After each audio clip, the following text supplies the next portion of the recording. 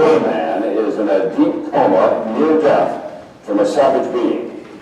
It's a crime that goes beyond despicable. And this is Roger Neal on hate and law and the fate of Matthew Shepard.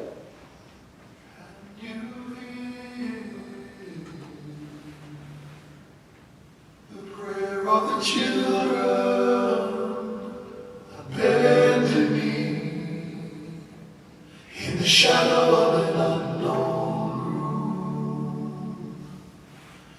Empty eyes with no more tears to cry, turning October 8th of 1998, Matthew Shepard was savagely tortured and beaten. On October 12th, 1998, Matthew Shepard died. On November 14th, 1998, the members of Tectonic Theater Project traveled to Laramie, Wyoming, and conducted interviews with the people of the town. During the next year, we would return to Laramie several times and conduct over 200 interviews. The play you were about to see is edited from those interviews, along with journal entries from the members of the company and other found text.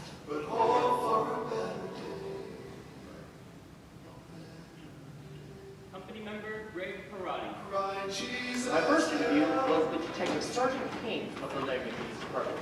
At the start of the interview, he stood behind his desk, something like this. I was born and raised here. My family is a third generation. My grandparents, they moved here in the early 1900s, so we've had basically three. Well, my daughter, she makes a fourth generation. Quite a while. It's a good place to live. There's good people and lots of space. Now, all the towns in southern Wyoming are laid out in space because of the railroad that came through. It was how far they could go before having to refuel and rewater, and Laramie was a major stopping point. And that's why all the towns are spaced so far apart. You know, we are one of the largest states and the least populated.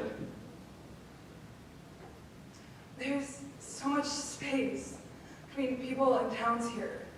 So much time for reflection. Rebecca Hilliker, head of the theater department at the University of Wyoming.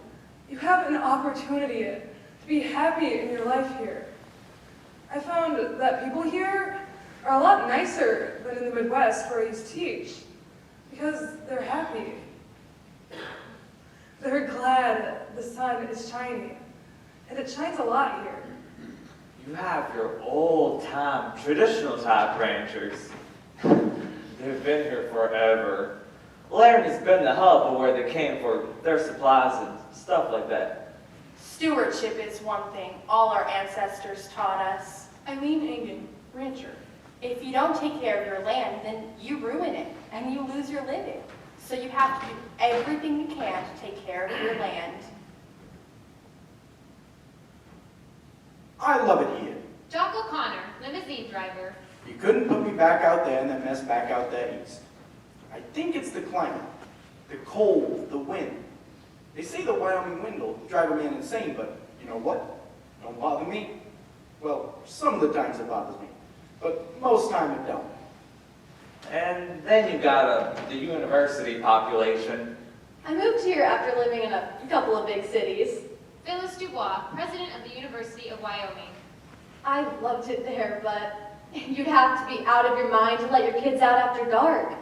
And, I mean, here in the summertime, my kids will play out till 11 o'clock at night, and I don't think twice about it. And then you got the people who live in Laramie, basically. I moved here from rural Texas. Zachy Salmon, Laramie resident. Now, in Laramie, if you don't know a person, you will definitely know someone they know. So, it can really only be about 1 degree removed at most. And for me, I love it. I mean, I love to go to the grocery store because I get to visit with 4 or 5 or 6 people every time I go. And I don't really mind people knowing my business because, I mean, What's my business? My business is basically good. I like the trains too.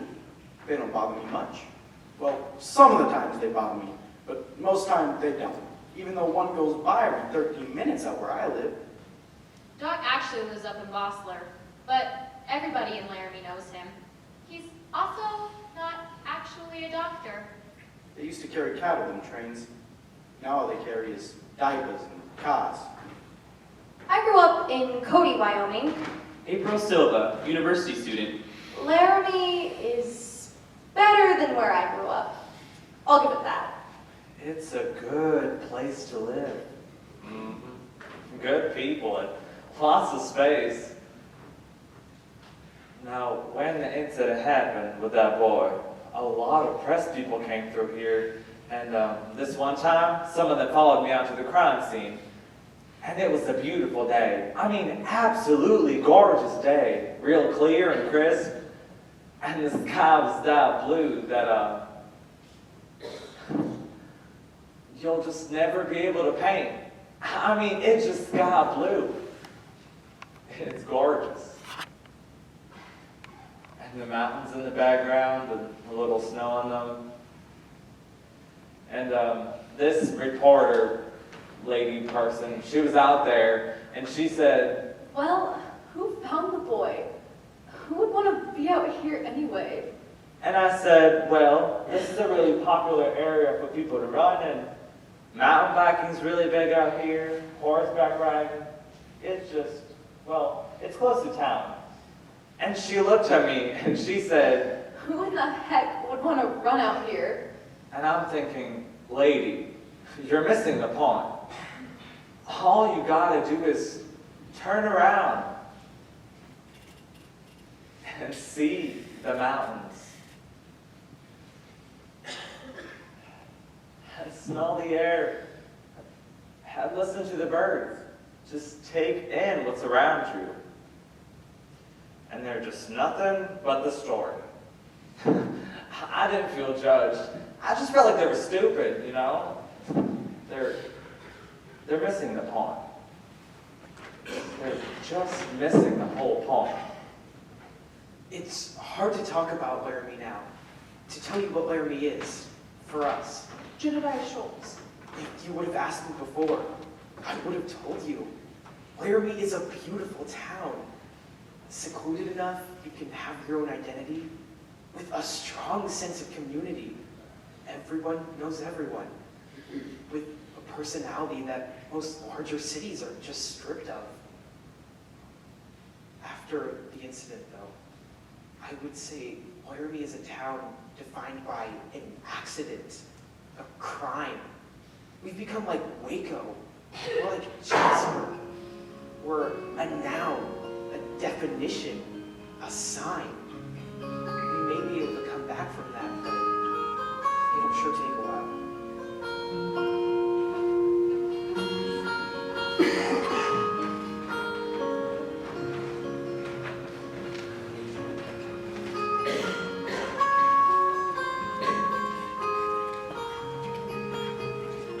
Journal entries, members of the company, Andy Paris. Moises called saying he had an idea for his next theater project. But there was a somberness to his voice. So I asked him what it was all about, and he told me he wanted to do a piece about what's happening in Wyoming. Stephen Belber. Lee told me the company was thinking of going out to Laramie to conduct interviews, and that they wanted me to come. But I'm hesitant. I have no real interest in prying into a town's unraveling. Amanda Bronich. I've never done anything like this in my life. How do you get people to talk to you? What do you ask? Moises Kaufman. The company has agreed that we should go to Laramie for a week and interview people. Now, I'm a bit afraid about taking 10 people on a trip of this nature. I must make some safety rules. No one works alone. Everybody carries cell phones. Have some preliminary contact with Rebecca Hilliker, head of the theater department at the University of Wyoming. She's hosting a party for us on our first night in Laramie, and has even offered to introduce us to possible interviewees.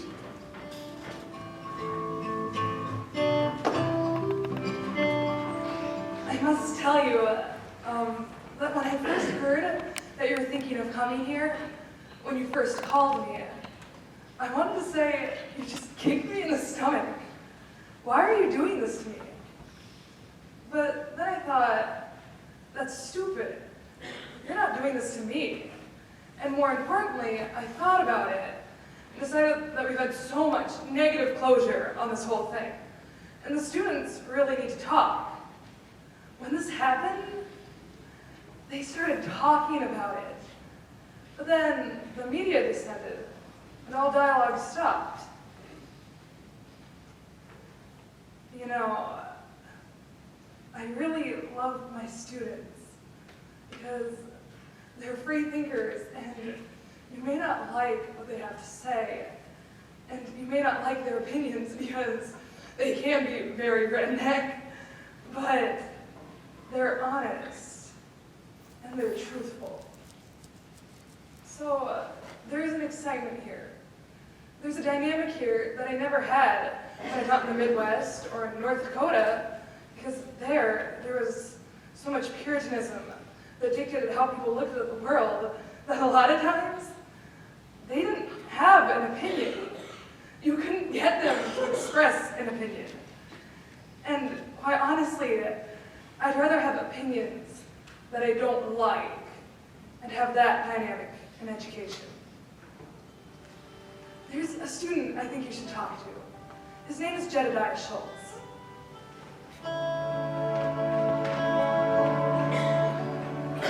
I've lived in Wyoming my whole life. My family's been in Wyoming, well, for generations.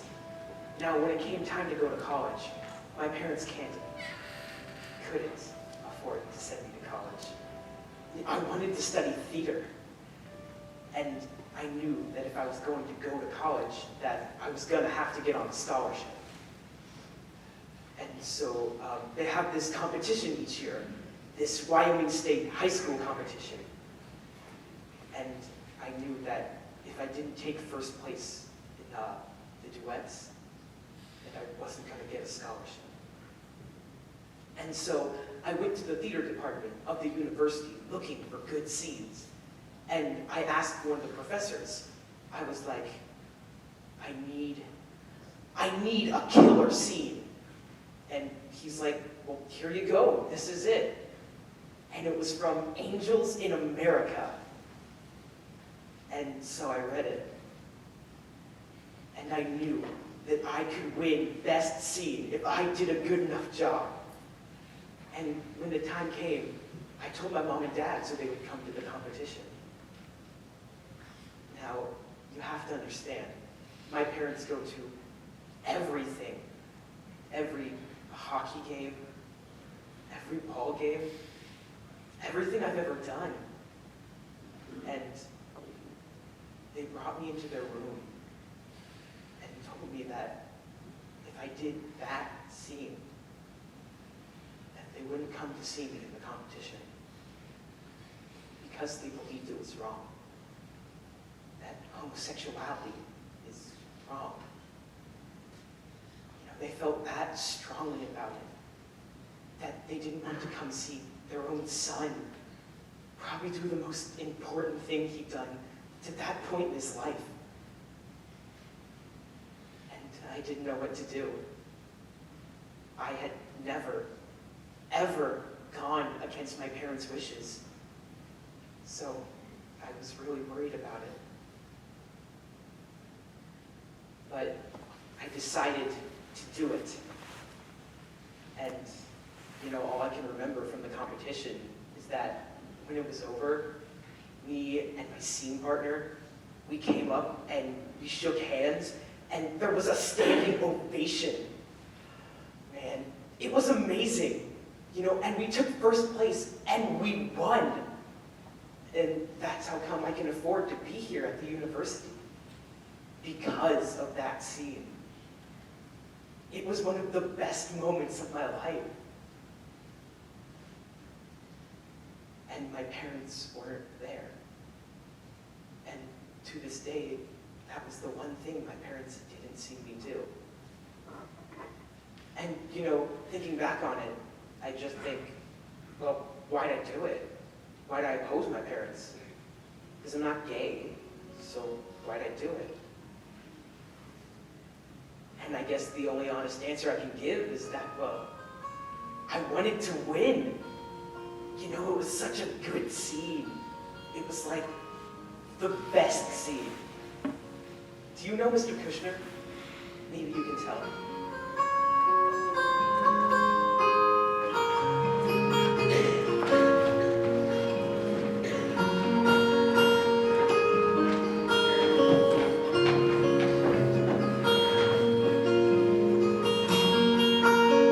Company member Greg Perrotti. We arrived today in the Denver airport and drove to Laramie.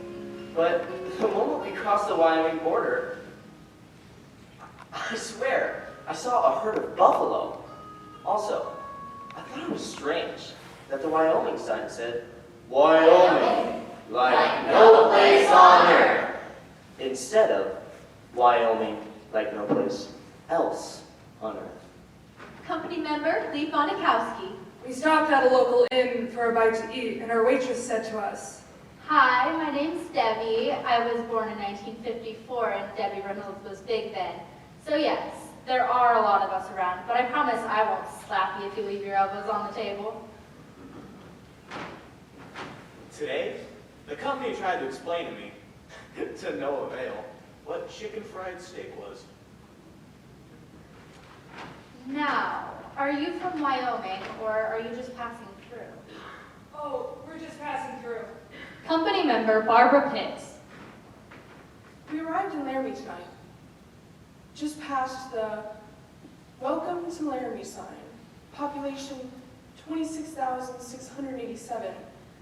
The first thing greeted us was a Walmart. Now, in the dark, we could have been on any main drag in America. Fast food chains or gas stations. But as we drove into the downtown area, just past the railroad tracks, the buildings, they still looked like a turn-of-the-century Western town. Oh, and as we passed the University Inn, on the sign where amenities such as heated pool or cable TV are usually touted, it said, hate is not a Laramie value.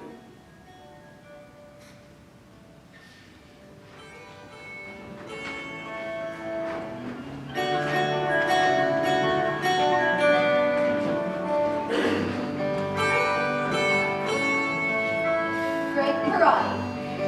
Met today two long-time Laramie residents, Allison Mears and Marge Murray, two social service workers who taught me a thing or two. Well, what Laramie was like when Mark was growing up? Well, it was mostly rural. Yeah, it was. I enjoyed it, you know. My kids all had horses. Well, I mean, there was more land. You could have your pet cow, your horse, your little chickens, you know, just have your bit of acreage. Yeah, I could run around the house and my all-togethers do the housework while the kids were in school. And nobody could see me if they got that close. Well, then that's their problem. Yeah. I just want to make sure I got the expression right. And you're all together? Well, yeah, honey. Why wear clothes? Now, how's he supposed to use that in his play? So this was a big ranching town. Oh, not just ranching. This is a big railroad town at one time or another, before they moved everything to Cheyenne and Green River and Omaha. So now, well, it's just a drive-through spot for the railroad, but what even was it in the 50s? Well, they had one big roundhouse, and they had such a shop, they could build a complete engine. They did. My mom works there. Your mom worked in a roundhouse? Yep. Her name was Minnie. She washed engines. We used to sing that song for her. You know that song. What song? Run for the roundhouse, Minnie, they can't corner you there. But I'll tell you, Wyoming is bad in terms of jobs. I mean, the university might have the big high whoop-de-doo jobs, but Wyoming, unless you're a professional, the bulk of the people are working minimum wage jobs. Yeah, I've been either in the service industry or bartending most of my life. Now I know everybody in town. And she does. And I do. Now, That I'll tell you. Here in Laramie, there's a difference, and there always has been. What it is a class distinction. It's about the ones who are, well, educated and the ones who are not. And the ones who are educated don't understand why the ones who are not don't get educated. That's why I told you before, my kids had to fight because, well, their mother was a bartender. Never mind, I was the best dang bartender in town. And she was. That's not bragging, that's a fact. But here in Laramie, if it weren't for the university, we'd just be out of luck.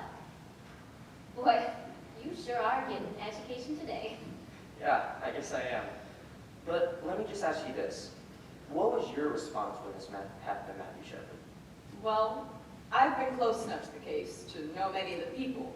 I have a daughter who's on the sheriff's department.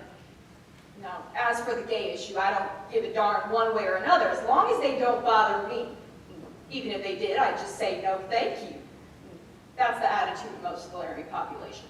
They might poke one if they were in a bar situation, you know, they've been drinking, they might actually smack one in the mouth, but then they just walk away. Most of them said they just say, I don't swing that way, and whistle on about their business. Laramie is live and let live. I'd say that Marge probably knows a lot more, except she's even willing to say, and we have to respect her for that. Well, where are you going with this story? Well, we still haven't really decided, but when we're finished, we're going to try to bring around Emmy. Okay then, there are parts I won't tell you.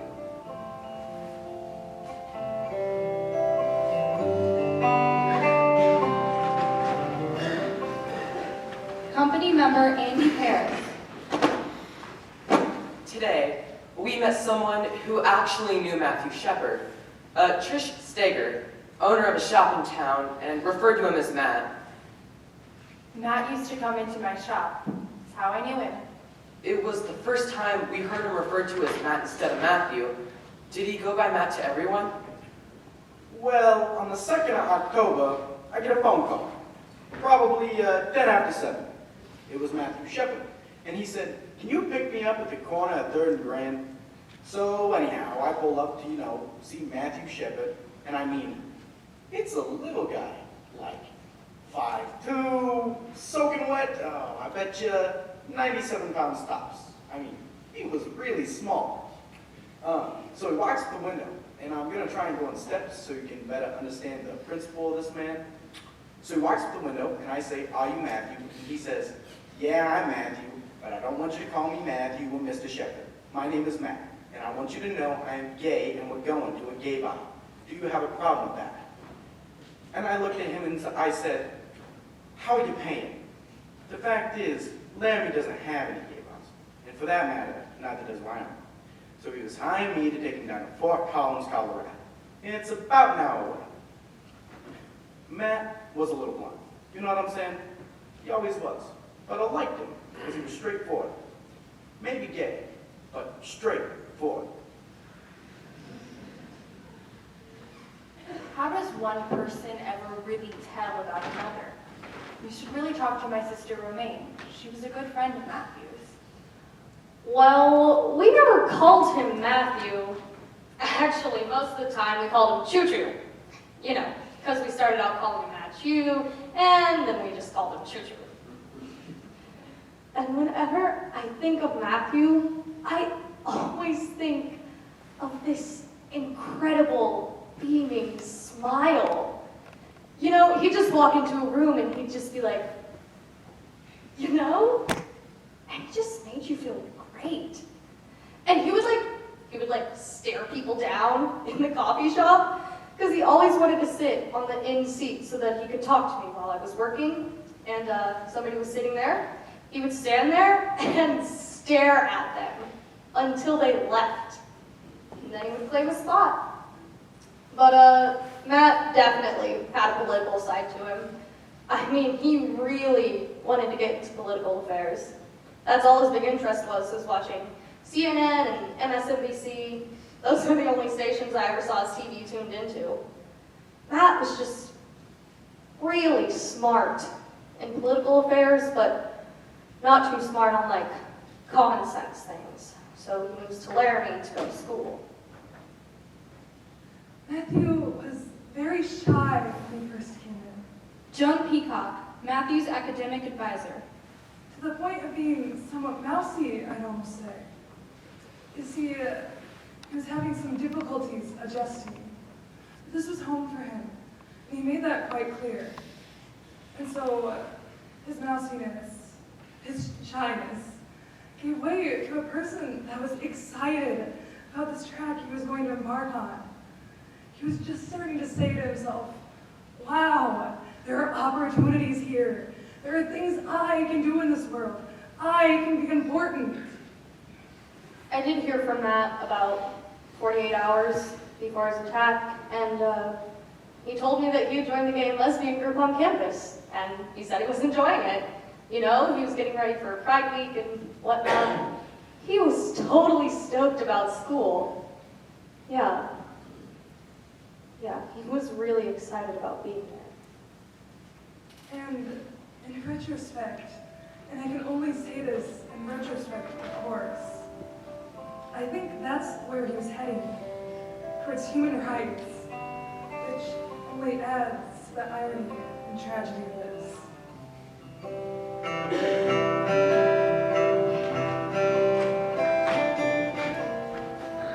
Well, let me tell you something else here. There's more gay people in Wyoming than people think.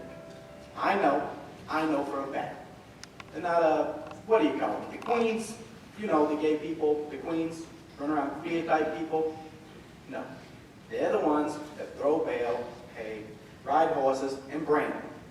And, you know, like I always say, don't mess with Wyoming queer, because they will kick your butt. But that is not the point I'm trying to make. Because I know a lot of gay people. I know a lot of people, period. I've lived up here some 40-odd years, and know what I think? I think Wyoming people don't give one hoot, one way or another, if you're gay or straight. That's right, that's what I said. If there are 8 men and 1 woman in a Wyoming bar, which is often the case, now you stop and think, who's getting what? Now, geez, you could be sharp as a marble and still figure that one out.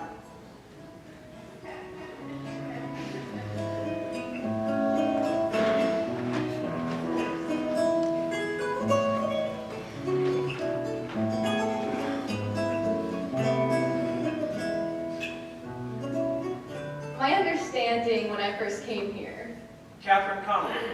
is that I was the first out lesbian or gay faculty member on campus.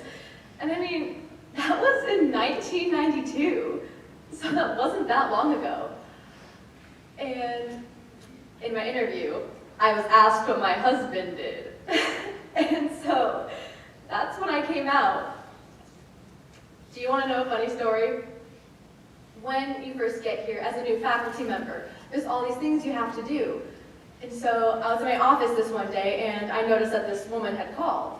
And you know, I was expecting that it was a health insurance phone call or something like that. And so I called her back, and I could hear her. She was on her keyboard clicking away, and I said, you know, this is Kathy Connolly returning your phone call. And she goes, oh, it's you? And I was like, oh, this is really bizarre. And she said, I hear you're gay. I hear you are. And I'm over here like, uh-huh. And she said, I hear you came here as a couple. Well, I'm one too. Not a couple, just a person. And so she was a kind of lesbian who knew that I was coming, and she wanted to meet me immediately. But she later told me there were other lesbians she knew of who wouldn't be seen with me, and that I would irreparably taint them, and that just to be seen with me would be a problem. When I first came here, I knew that it was going to be hard as a gay man. Jonas Slonaker, but I just kept telling myself, you know, people should live where they want to live. And there'd be times where I would go down to Denver to gay bars, and people would ask me where I was from, and I'd say, Laramie, Wyoming. And I met so many people down there from Wyoming. Like so many gay guys who grew up here. And they're just all like, that is not a place where I can live, or how can you live there? And I have to get out. Just bashing it. But every once in a while, there would be a guy. Oh gosh. You know, I miss Laramie. I mean, I really do love it there. That is the place where I want to live. And you'd get this starry-eyed look. And I'm thinking, if that's where you want to live, then do it. I mean, just imagine if more gay people lived in small towns, right? But it's easier said than done, of course.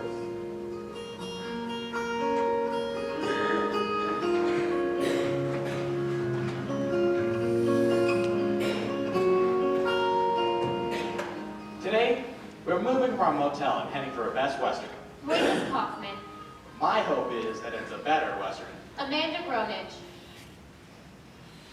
Today, we divided up to go to different churches in the community. Moises and I were given a Baptist church. We were welcomed into the services by the Reverend himself standing at the entrance to the chapel. This is what I remember of his sermon that morning.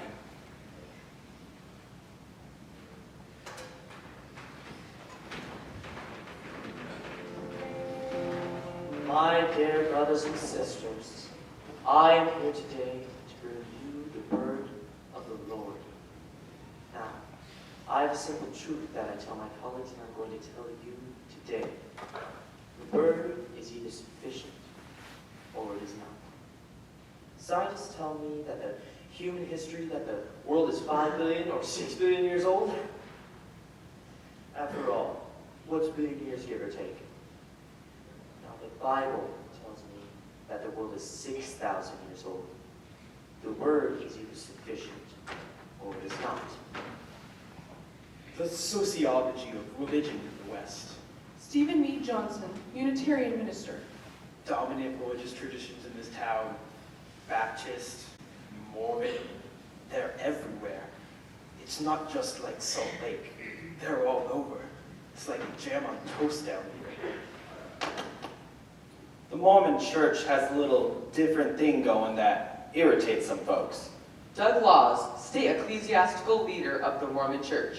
And that is that we absolutely believe that God still speaks to man. We don't think that just happened and some folks wrote it in the Bible. God speaks to us today, and we believe that. We believe that the prophet of the church has the authority to receive inspiration and revelation from God. So the spectrum would be on the left side of the panel. So far left, I'm probably sitting by myself, is me and the Unitarian Church. Now, Unitarians are by and large humanist, many of whom are atheists, and, you know, we're not even sure we're a real religion. And on the right side of the panel, to his credit, is Father Roger, Catholic priest, who is well established here, and God bless him. It's not to equivocate at all when this happened. He hosted the vigil for Matthew that night. I was very jolted because, when we did the vigil, we wanted to get other ministers involved, and they were not going to get involved. And it was like, we're going to stand here and wait and see which way the wind blows? And that angered me immensely. We're supposed to stand out as leaders. I thought, wow, what's going on here? God has set boundaries. One of our responsibilities is to learn what is it that God wants. So you study scripture, you follow your leaders. Then you get to know what the bounds are. Once you get to know what the bounds are, you get to know what's out of bounds. Now, there's a proclamation that came out on the family. A family is defined as one woman, one man, and children. That's a family. You can't get any clearer than that. There's no sexual deviation in the Mormon church, no leniency. We just think it's out of bounds. I warn you, you will be mocked and you will be ridiculed for the singularity of your faith. But let the Bible Be your guide. It's in there. It's all in there. Many of the Christian pastors, the conservative ones, were silent on this. Conservative Christians use the Bible to show the world that it says here in the Bible. And many Americans believe, and they do, that the Bible is the Word of God. How are you going to fight that? I'm a biblicist, which means the Bible doesn't need to be true. The Bible is true whether I believe it or not. The Word is either sufficient or it is not. On September 14th, I showed up in Wyoming. I looked around. Tumbleweed, cement factory, and I just thought, what am I doing in Wyoming? 3 weeks later, I found out what I'm doing in Wyoming.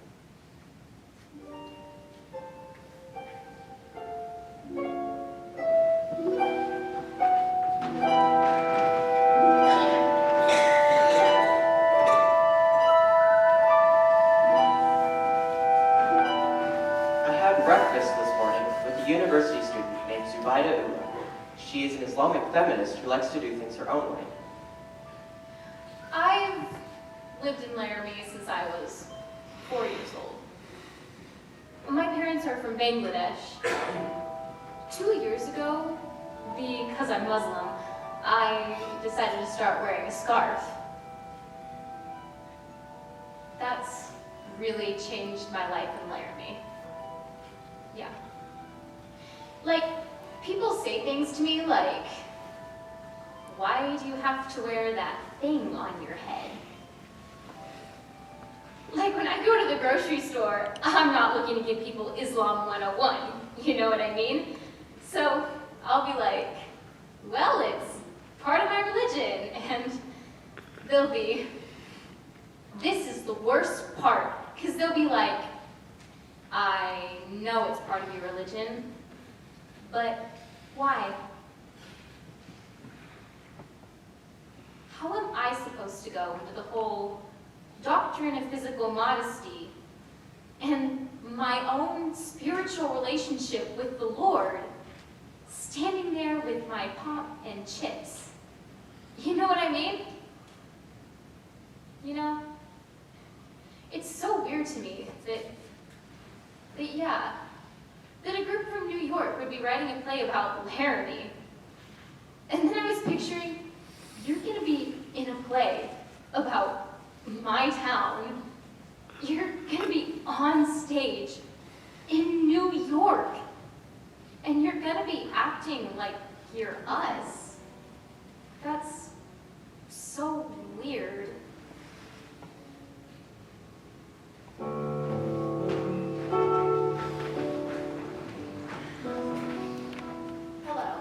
Yes, hello. My name is Amanda Gurnich, and I'm here in Laramie working with the theater company. I went to the Reverend's, your husband's church service on Sunday, and I was extremely interested in speaking with the Reverend about some of his thoughts on recent events.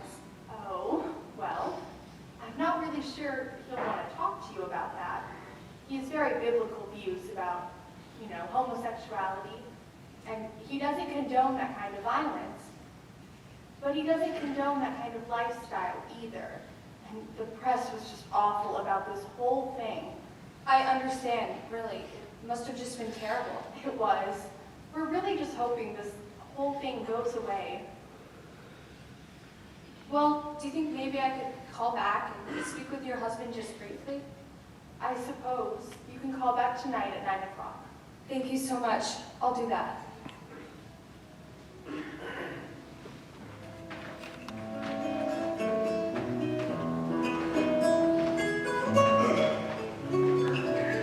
Today, Barbara and I went to the Fireside Bar, which is the last place Matthew's seen in public. The Fireside, it definitely feels like a college bar, with a couple of pool tables and a stage area for karaoke night. Still, the few regulars in the late afternoon were hardly the college crowd. First person we talked to was Matt Nicholson, the owner. Our great-great-grandfather moved here in 1862. Built Laramie's first opera house. It was called the Old Blue Front. In In 1870, Grandma Louisa Swain cast the first woman's ballot in any free election in the world. That's why Wyoming is the equality state. That's why I want to reestablish my bar businesses. The old blue front opera house in Good Time Emporium. You know? I want to have a restaurant. I want to have a gift shop. I want to have a pool hall and do all this kind of stuff, you know? Every night's ladies' night. Hell yeah! So the fireside is the first step towards the old blue front opera house in Good Time Emporium. So, what about the night that Matthew Shepard was here? That was karaoke night. 20 or 30 people came in. Matt Shepard came in, sitting right where you're sitting, actually. Just hanging out. I mean, if you want to talk to somebody, you should talk to Matt Galloway. He was the kid that was bartending that night. Hey, is Galloway bartending tonight? Okay, so I'm gonna make this brief. Quick, get it over with. But it'll be everything. Just the facts. Factual. Here we go. I clock in usual time, 10 o'clock, Tuesday nights. About 10:30, Matthew Shepard shows up. He sits down alone and orders a Heineken. Bill Agree, friend of Matthew Shepard. Matt would always get a Heineken. Expensive. He had that kind of taste. So, what can I tell you about Matt?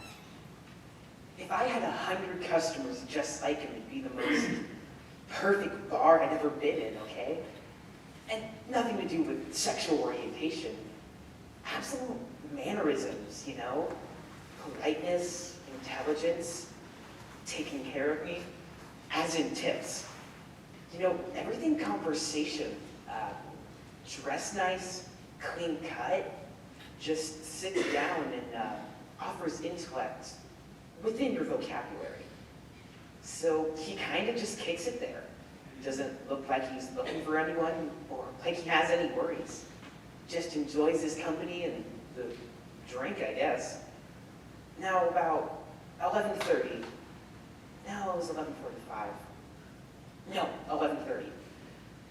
Aaron McKinney and Russell Henderson came in. Now, I didn't know it then, but they're the accused. They're the perps, you know? The accused. So they walk in, and they're just very stone-faced, you know? Like, dirty, grungy, rude, gimme, that type of thing. And they walked up and paid for a pitcher of beer with dimes and quarters. Which is something you don't forget. You don't forget that. $5.50 in dimes and quarters? That's a freaking nightmare. So, you know, they didn't seem intoxicated at all. They just paid for their beer, took it back with them to the pool room, and kept it themselves. Now, about a half an hour later, they were walking around. No beer. And I remember thinking, well, I'm not going to ask them if they want anything else. Because obviously, they just paid for a pitcher with dimes and quarters, and I have a real good feeling that they didn't have any more money. Romaine Patterson. Money meant nothing to Matthew, because he came from a lot of it. He would hand over his wallet in like 2 seconds, because money meant nothing to him. Now, his shoes might have meant something. You know, people can say it was a robbery, but I don't buy it for even an iota of a second. So all of a sudden, Aaron and Russell had come over and they were talking to Matt. Aaron said that a guy walked up to him and said that he was gay and wanted to get with Aaron and Russ. Kristen Price, girlfriend of Aaron McKinney. And that he got aggravated with it and told him that he was straight and didn't want anything to do with him and walked off.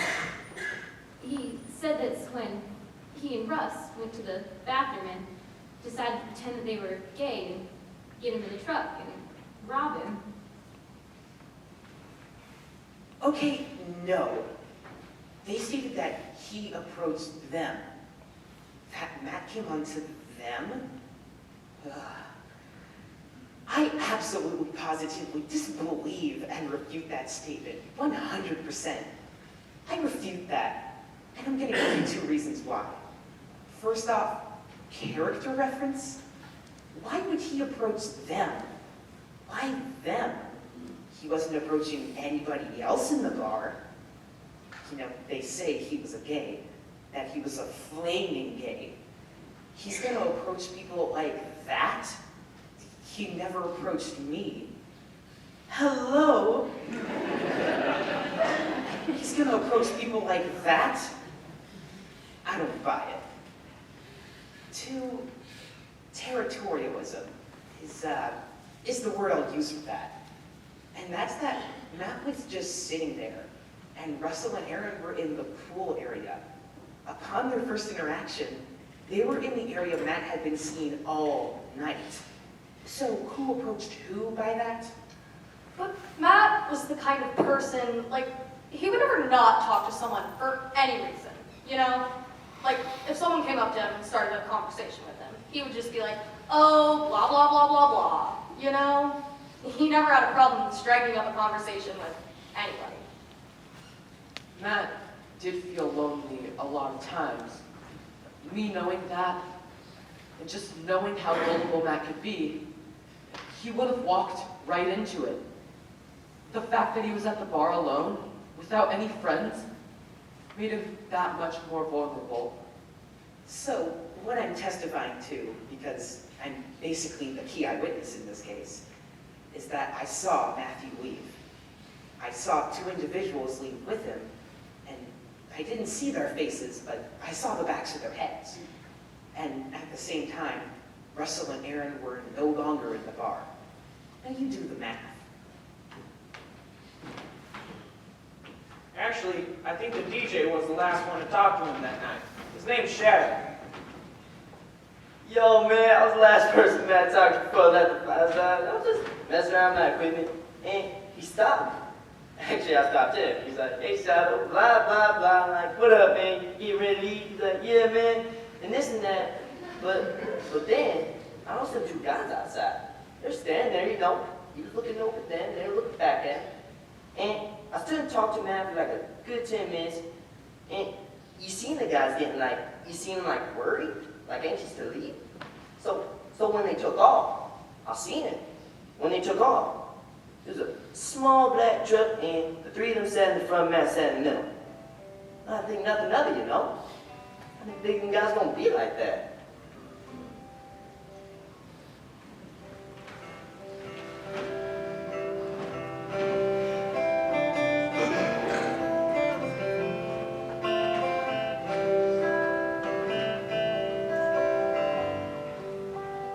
Russell was just so sweet. He was the one who was the Eagle Scout.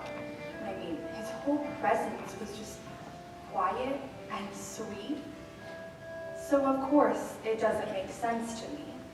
And I know people snap and whatever, and like it wasn't a real intimate relationship. I was just his landlord. But I did work with him at the truck wagon too, and you know, I remember, like at the Christmas party, he had too much. But like, we were all pretty much just party time. You know, he wasn't belligerent. He didn't change. His personality just, it didn't change. He was still the same little meek Russell. I remember him coming up to me and saying, when you get a chance, Sherry, can I have a dance? You know, we never did get around to doing that, but now I just want to shake him, you know? What were you thinking?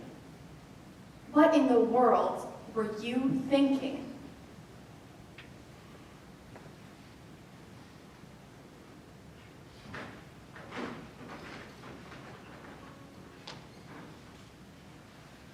I've known Russell's family for 38 years. Russell's only 21, so I've known him his entire life. I ordained Russell a priest of the Mormon Church. So when this happened, I mean, you can imagine disbelief.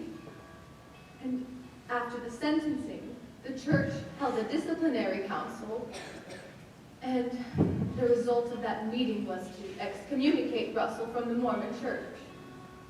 What that means is your name is taken off the records of the church, and you just disappeared.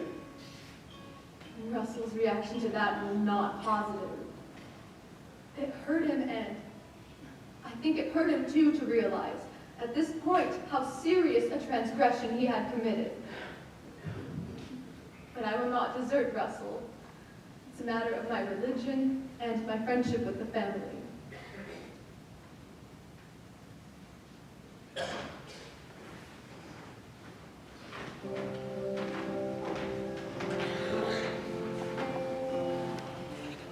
The fence.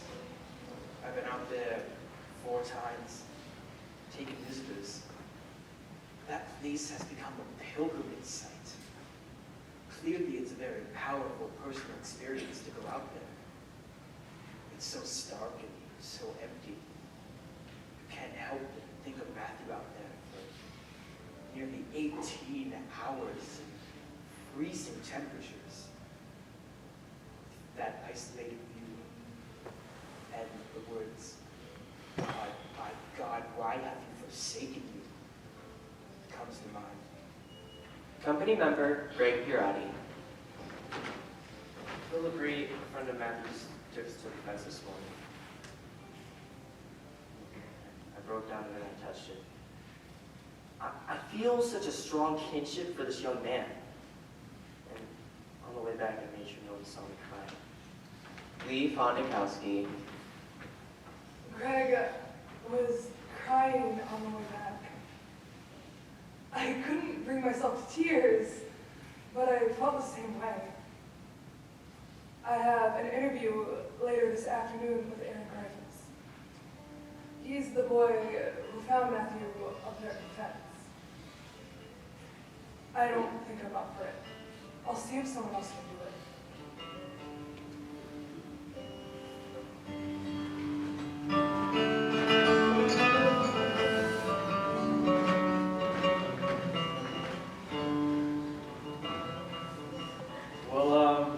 I got on my bike about 5:00 p.m. on Wednesday from my dorm.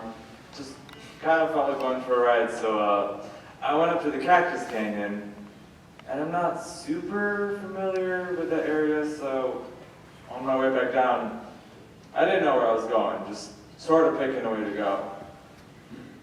Which now, it makes me think that God wanted me to find him. Because there's no other way I was going that way. So I was in some deep sand, and I wanted to turn around, but for some reason I kept going, and this is embarrassing.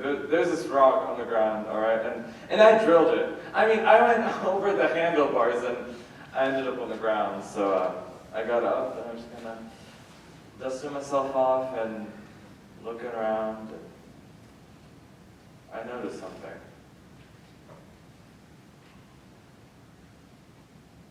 Which ended up being Matt. He was just lying there by the fence. I just thought it was a scarecrow. Seriously, I was like, Halloween's coming up, you know? I thought it was a Halloween gag, so I didn't think much of it. So I got on my bike and I walked around the fence. It was a bug type fence. And I got closer to him, and I noticed his hair.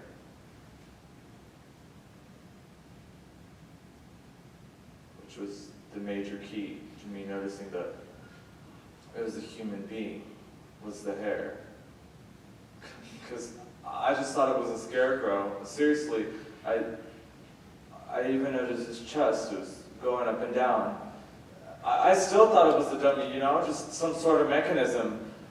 But when I saw the hair, well, that's when I knew that it was a human being. So I ran. And I ran as fast as I could, and I called the police.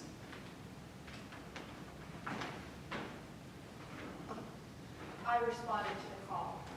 Officer Reggie Flutie. When I got there, at first, the only thing I could see was partially of somebody's feet. So I got in my vehicle and I raced over. I seen what appeared to be a young man, 13, 14 years old, because he was just so tiny. And he was lying on his back, and he was tied to the bottom end of a pole. I did the best I could. The gentleman that was lying there, Matthew Shepard, he was just covered in dried blood. And there was blood underneath him and all over his head. He was barely breathing. But he was doing the best he could. I was gonna breathe for him, but I couldn't get his mouth to open. It wouldn't open for me. Like I said, there was partially dried blood all over his head. The only place that didn't have any blood on him was on his face, where he appeared to have been crying down his face. His head was distorted, you know? It did not look normal. I was working in the emergency room the night Matthew Shepard was brought in, and I don't think any of us can remember seeing a patient in that condition for a long time.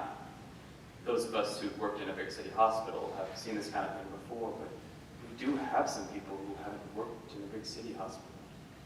It's not something you expect here. You expect these kind of injuries to come from a car going down a hill at 80 miles an hour. You expect these gross injuries from something like that. These horrendous, terrible things, but you don't expect to see that from someone doing this to another person. The ambulance report said it was a beating, so we knew. There was nothing I could do. I mean, if there's anything I could have done to help him, I would have done it. And I was yelling at the top of my lungs like, hey, wake up! Hello!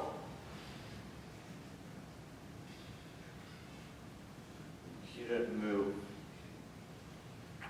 He didn't flinch. He didn't anything. He was tied to the fence. His hands were thumbs out in a cuffing position, just the way we handcuff people. You know, he was bound with a real thin white rope, and it went around the bottom of the pole, about 4 inches off the ground. His shoes were missing. And I had tried to use my boot knife and just slip it between the rope and his wrist. But I had to be careful not to harm Matthew any further. Now, your first thought is, well, certainly you'd like to think it's someone from out of town that comes to meet someone. I mean, stuff happens. It happens, and it happens in Laramie, but if there's been someone who's been beaten repeatedly, I mean, certainly this is something that offends us. And that's a good word. It offends us. He was bound so tightly, and I tried to get the knife between the, I'm sorry.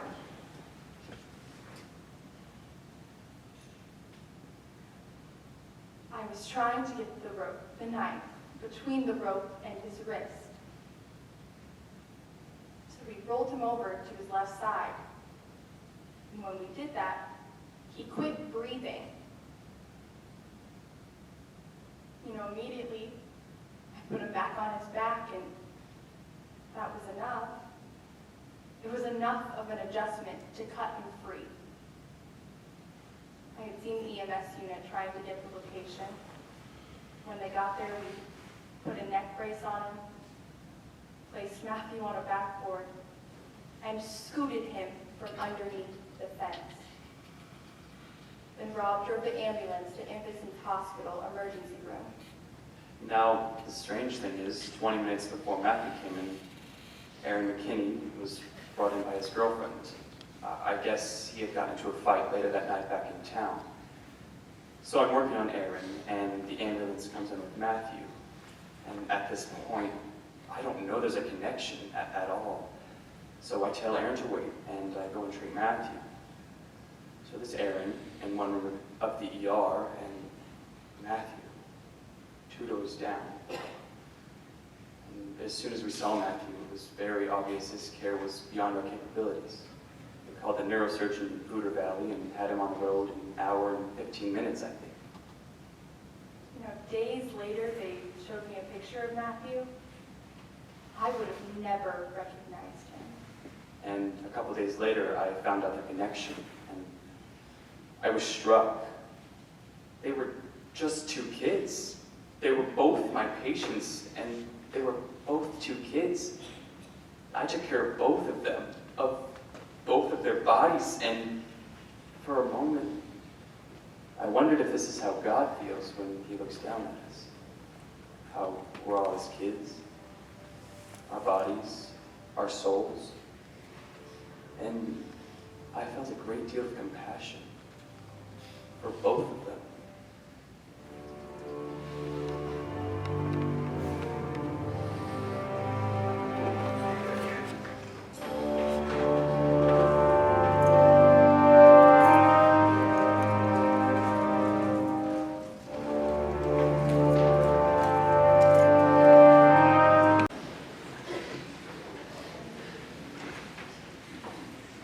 This is Joan Peacock, Matthew's academic advisor. Well, the news reports started trickling out on Thursday, but no names were mentioned. The brutality of the crime was not mentioned. All that was said was that there was a man, a Laramie man, found beaten on the prairie basically. Later on in the evening though, they mentioned his name, and it's just like, that's not the Matthew Shepard I know. That's not my student. That's not this person I've been meeting with. I was in the coffee shop. Romaine Patterson. And someone came in and said, hey, I don't know much, but they say there's been a young man who's been beaten in Laramie. And they said his name was Matthew Shepard. And then he said, do you think this could be our Matthew? And I said, well, yeah, it sounds like it could be our Matthew. So I called up my sister Trish, and I'm just like, tell me what you know.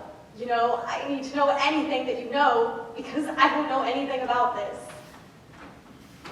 So I'm talking to my sister on the phone, and that's when the whole story came up on Channel 5 News. And it was like a boom. And the news reports kept rolling in. Young University of Wyoming student.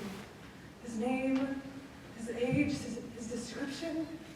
It's like, oh my God. I felt sick to my stomach. Just instantly sick to my stomach.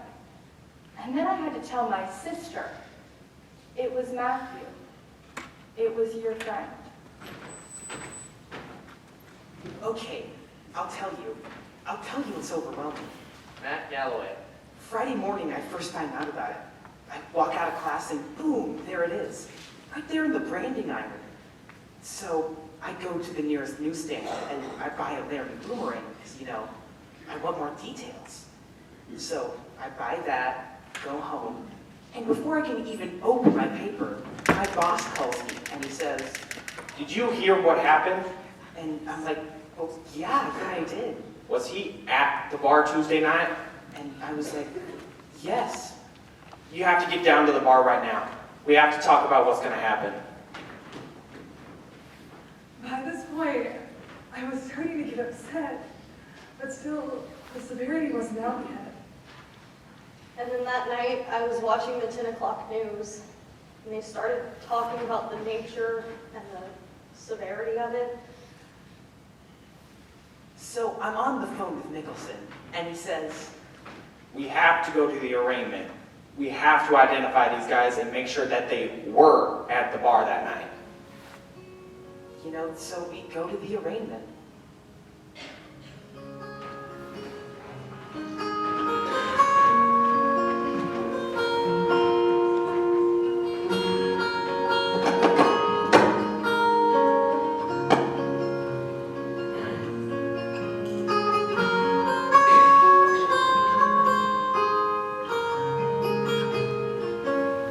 Today, our attention turns to Laramie, Wyoming, and the Albany County Courthouse, where Aaron James McKinney and Russell Arthur Henderson are being charged for the brutal beating of Matthew Shepard, a gay University of Wyoming student.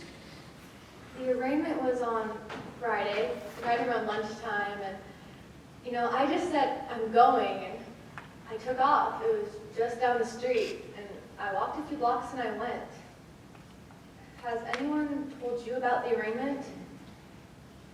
There were probably 100 people from town and just as many news media by that point.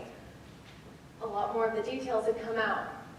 The fact that the perpetrators were kids themselves.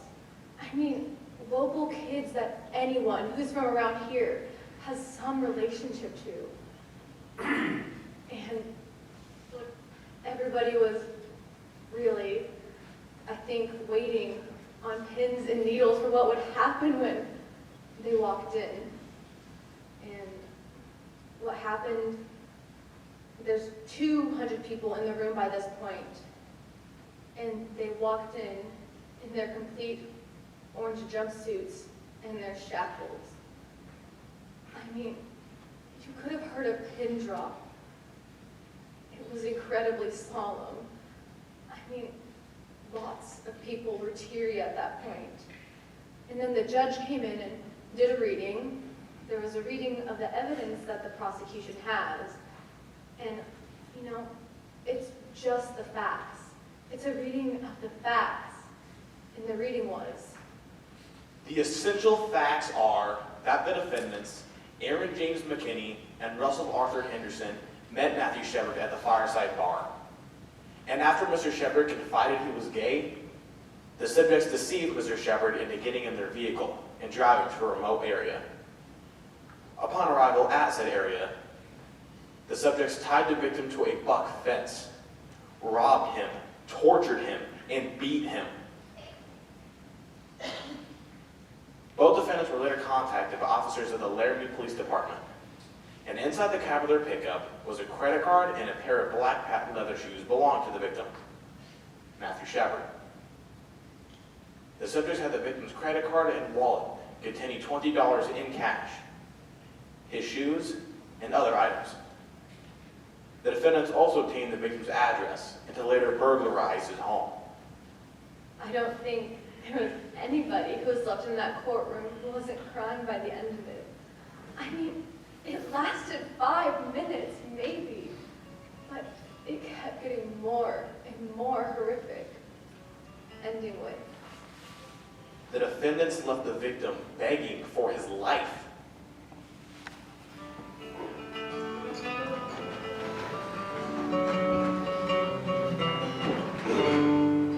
Sergeant Tane, how could this happen? I think a lot of people just don't understand. Even I don't really understand. How can someone just do something like that? And listen, we have one of the most vocal populations of gay people in state. And it's pretty much live and let live. My secret hope is that they were from somewhere else. Then of course you can create that distance of, oh, we don't grow children like that here. But it's becoming pretty clear that we do. We do grow children like that here. so that was the arraignment. And my response was pretty catatonic. I mean, not eating, not sleeping. And just don't leave me alone right now. More and more details came out about the sheer brutality, the motivations, how this happened. And then, quite frankly, the media descended, and there was no time to reflect on it anymore.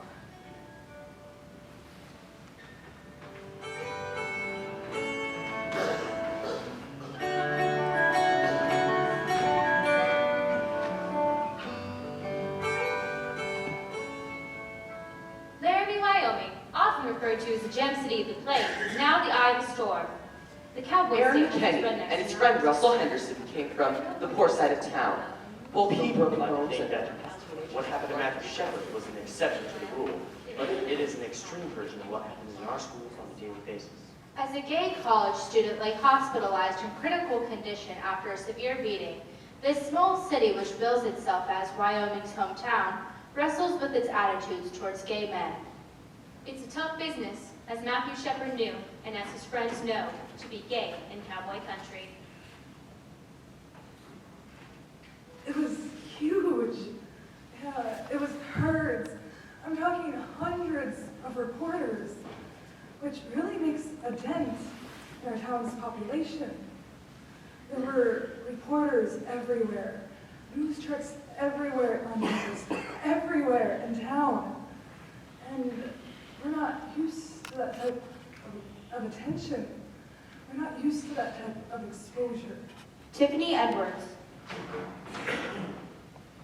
These people are predators. I mean, this one journalist, they actually caught one of the judges while he was in the bathroom, and he was in the urinal, and they started asking him questions, and the judge was like, "Excuse me, can I please have some privacy?"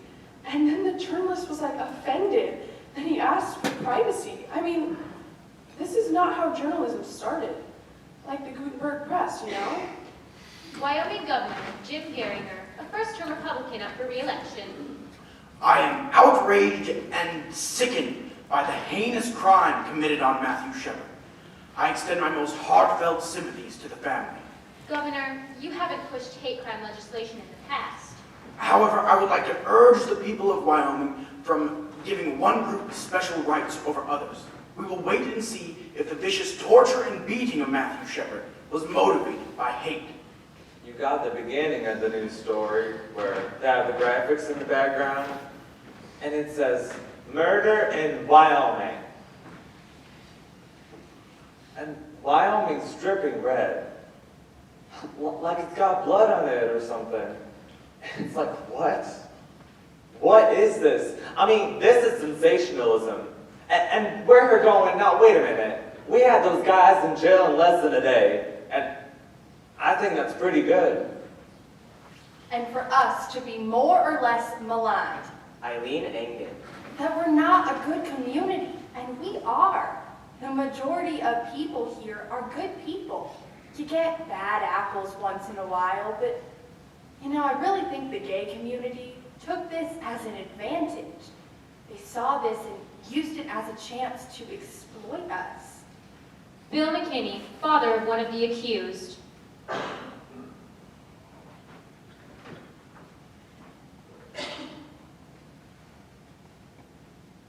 Had this been a heterosexual, these two boys decided to take out Rob, this never would have made the national news. Now my son's guilty before he's even had a trial.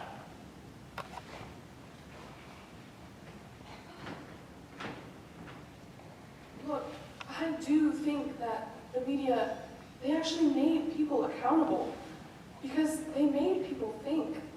Because people would be sitting in their homes, like, watching TV and listening to CNN and watching Dan Rather and going, well, that's not how it is here. Well, how is it here?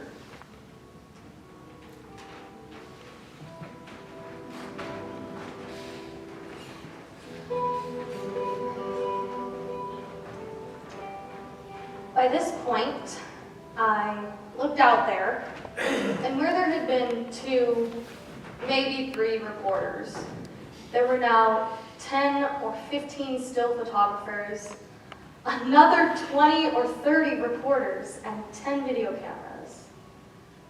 The parents had just arrived. You know, I had barely introduced myself to them. I looked out there, and I thought, my gosh, what am I going to do?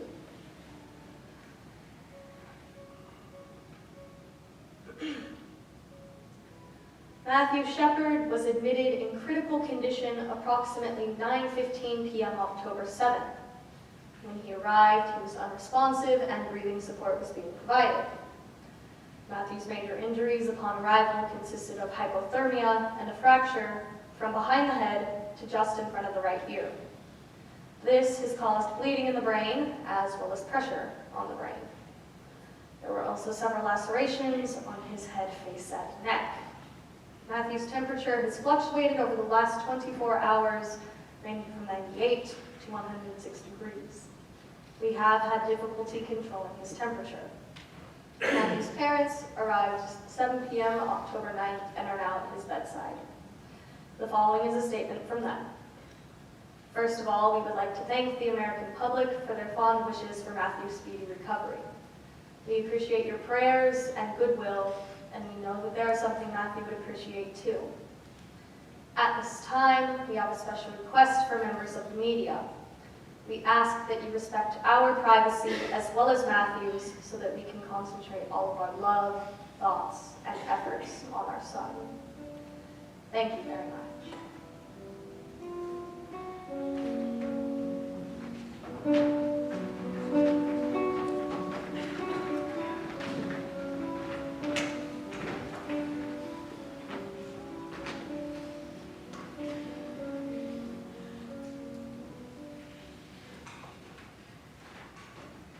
Both Aaron McKinney and Russell Henderson pled not guilty to charges.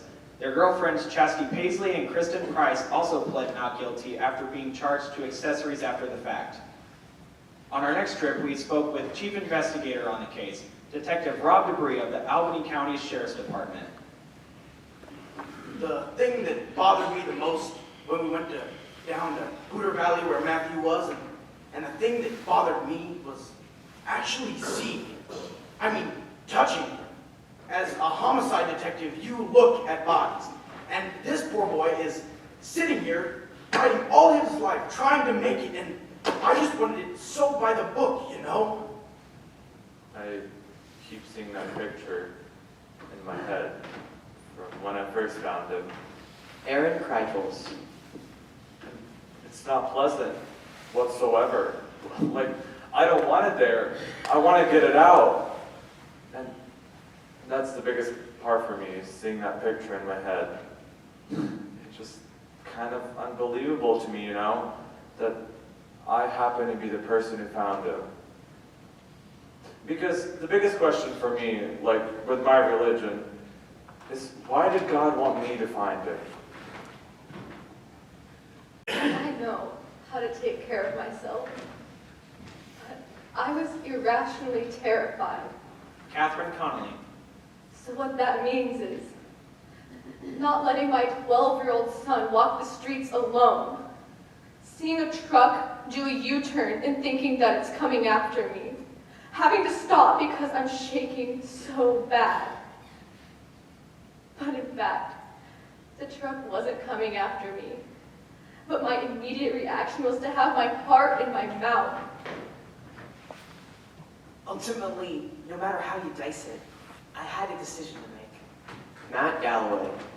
If I had had amazing hindsight of 2020 to have stopped what occurred, you know, I just keep thinking, I should have noticed. Those guys shouldn't have been talking to that guy. I shouldn't have been doing those dishes for those 20 extra seconds. You know, the things I could have done. What was I thinking? So, you do a lot of studying. You spend hours and hours and hours, and you study and study and study, and you talk to your officers, and you make sure they understand, and you talk to your witnesses, and always coming back to, I get this flash of seeing Matthew, and I wanted it so tight that they were never going to get out of this.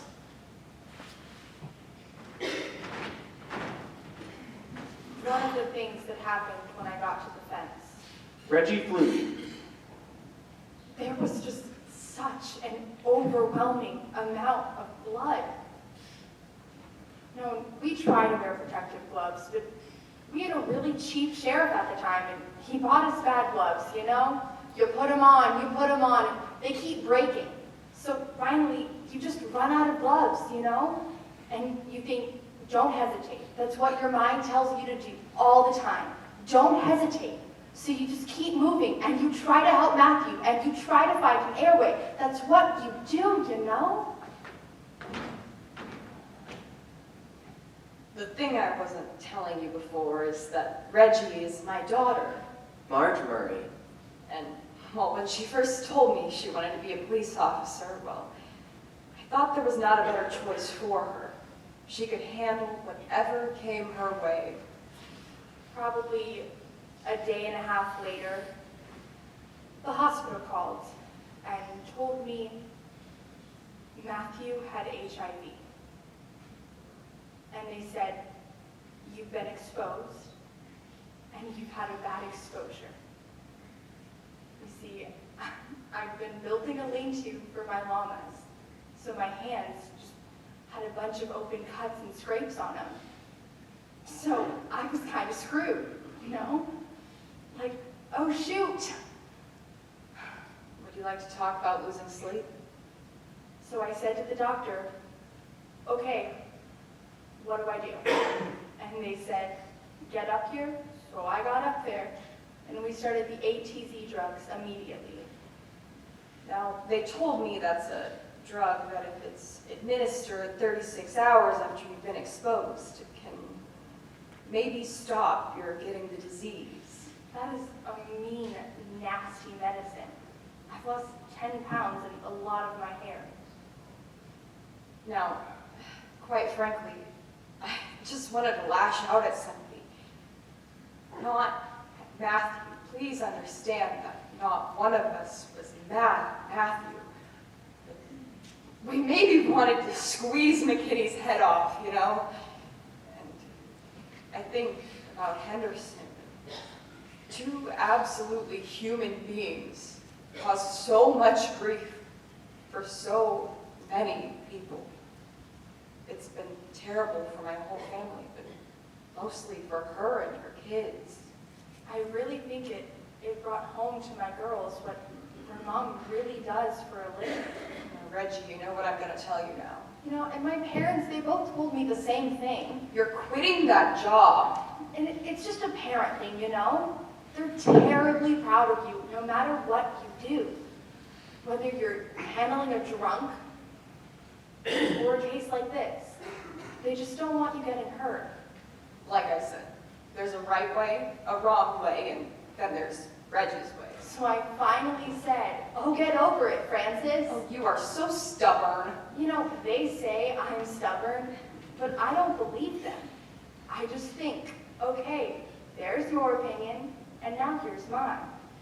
You know, I'm 39 years old. What are they gonna do? Spank me? Oh, don't give me any ideas, Reggie. You look pretty funny, you know? But what can they say? I hope she doesn't go before me. I just couldn't handle that.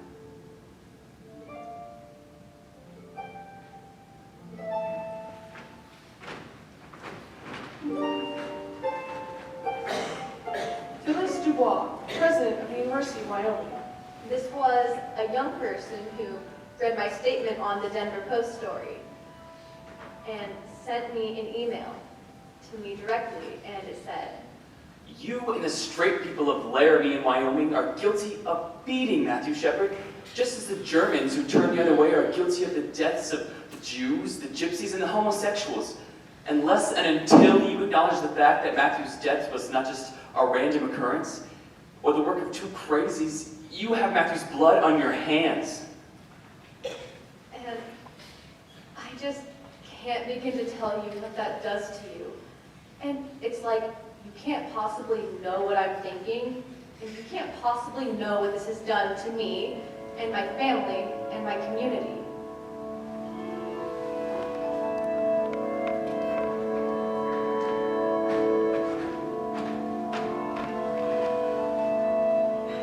That first week alone, vigils for Matthew Shepard were held in Laramie, Denver, Fort Collins, and Colorado Springs. Soon after, in Detroit, Chicago, San Francisco, Washington, D.C., Atlanta, Nashville, Minneapolis, Portland, and Maine, among others. In Los Angeles, 5,000 people gathered, and in New York City, a political rally ended in civil disobedience and hundreds of arrests. The Poudre Valley Hospital website received close to 1 million visitors from across the country and around the world, all expressing hope for Matthew's recovery.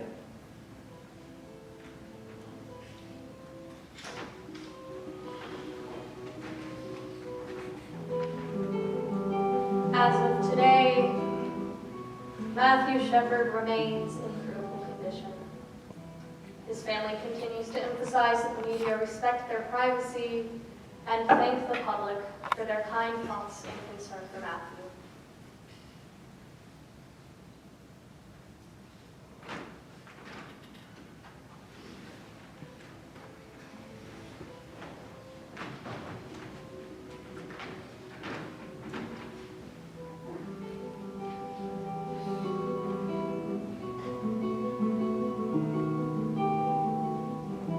There are certain things when I sit in church, Jedediah Schultz.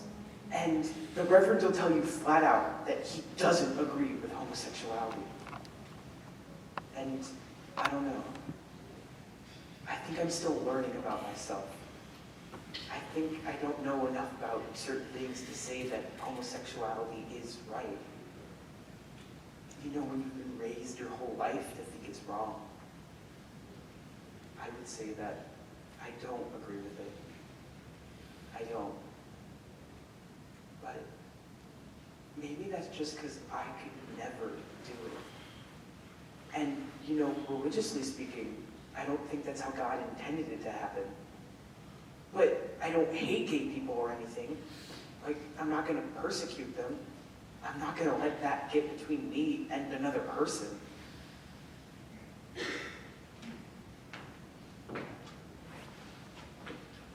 Well, it's preached in schools that being gay is okay and yada, yada, yada. But if my kids asked me, I'd set them down and I'd say, well, this is what gay people do, okay? This is what animals do. And I'd say to them, this is the life, this is the lifestyle, and this is what they do. And I'd say, this is why I think it's wrong. There's more gay people around here than what you think. Murdoch.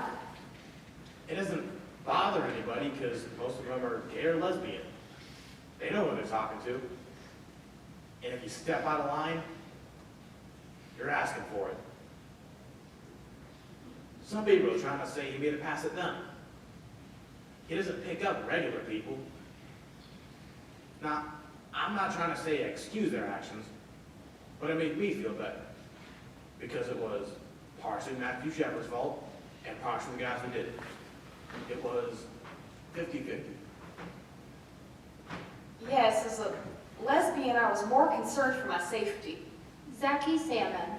I think we all were. And I think it's because we know that it could happen to any one of us at any point.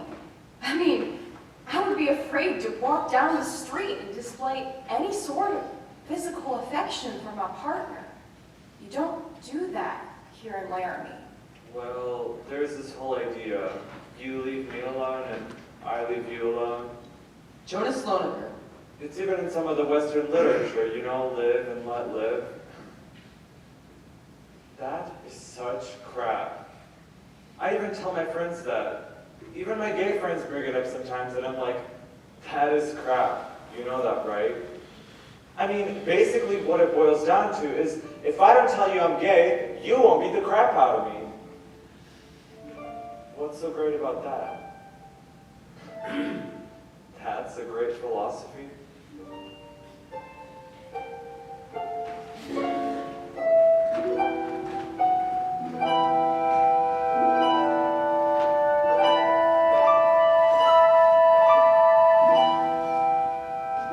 We went to the candle vigil, Subaida-ula.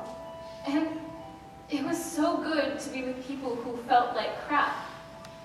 You know what I mean? Like, I kept feeling like I don't deserve to feel this bad, you know?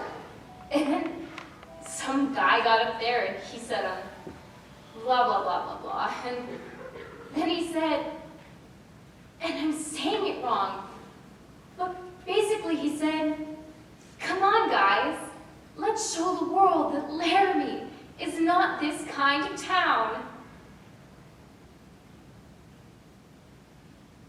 But it is that kind of town. If it wasn't this kind of town, why did this happen here? You know what I mean? Like, that's a lie. Because it happened here. So how could it not be a town where this kind of thing happens? I mean, that's like looking at an Escher painting and getting all confused. Like, it's totally just circular logic. And we have to mourn this. And we have to be sad that we live in a town, a state, a country where stuff like this happens. I mean, these are real people trying to distance themselves from this crime. And we need to own this crime. I feel everyone needs to own it. We are like this. We are like this. We are like this.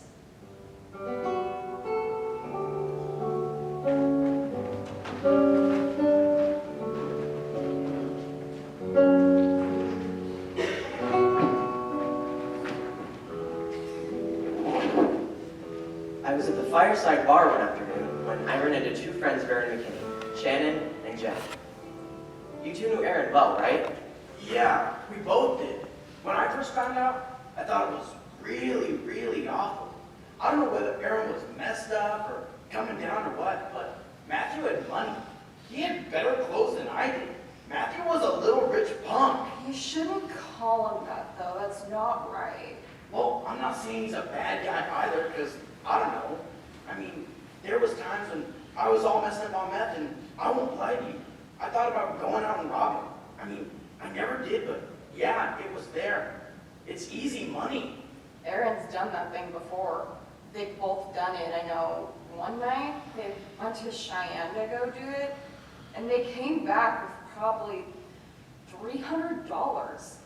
I don't know if they ever like chose gay people as their particular targets before, but anyone who looked like they had a lot of money and that was, you know, they could outnumber or overpower was fair game. So, do you think there was any homophobia at all that contributed to some of it? Probably would have ticked him off that Matthew was gay, because he didn't like, well, the gay people I've seen him interact with, he was fine around as long as, you know, they didn't hit on him, as long as it didn't come up. As long as they weren't doing it in front of him. Do you get the impression that he knew other gay people? Well, I'm sure he knew other gay people. I mean, he worked up at KFC, and there's a couple people up there. But anyway, but I don't know. I don't think it's bad or anything, because half the people I know here in Laramie are gay. What would you guys say to Aaron if you saw him right now? Well, first I'd ask him if he'd ever do any more tweak. If I saw Aaron now, I'd probably just be like, man, why did you mess up like that? I'd want to make sure he's doing good in there. I'm sure he is, though. I'd probably just want to, like, hang out with him. You guys both went to Laramie High? Yeah, can't you tell? We're a product of our society.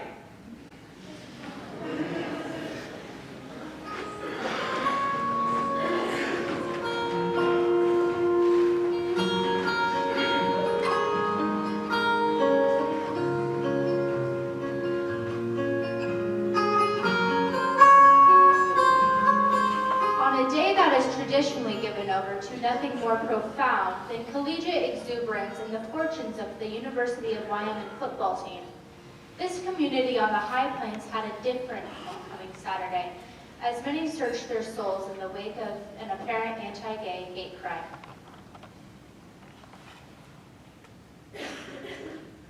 Phyllis Dubois, president of the University of Wyoming. This was homecoming weekend, and there were a lot of people in town. And the homecoming parade was scheduled, and the students organized to tag onto the back of it, behind a banner supporting Matthew. And everybody was wearing these armbands that the students had created. I live in the center of town, and my apartment has 2 windows on 2 opposite side streets. One goes north, and the other goes south, and that's exactly the homecoming parade. Now, on the evening of the parade, I had a cast on my leg because of a fall, and I was really disappointed because I really wanted to walk with the people that were marching for Matthew, but I couldn't, so I watched from my apartment, and it was just, I'm 52 years old, and I'm gay. And I've lived here for many years, and I've seen a lot. And I was really surprised when I saw the tag at the end of the homecoming parade. About 100 people marching for Matthew. So the parade went to the end of the block to make a U-turn and come south on the other street. I was right up there in the front where they were holding the banner for Matthew. I've never had goosebumps like that in my life. It was incredible. This mass of people, these families, these moms holding their 6-year-old kids, putting these armbands on their 6-year-old kids, explaining to their kids why they should wear the armbands. It was amazing. It was probably one of the most beautiful things I've ever done in my life. Well, about 10 minutes went by, and sure enough, the parade started coming down the street. And I noticed the most incredible thing. The number of people marching for Matthew had grown 5 times. There were at least 500 people walking for Matthew. Can you imagine? The tag at the end was larger than the entire parade. And you know what? I started to cry. Tears were streaming down my face, and I thought, thank God, I got to see this in my lifetime. And my second thought was, thank you, Matthew.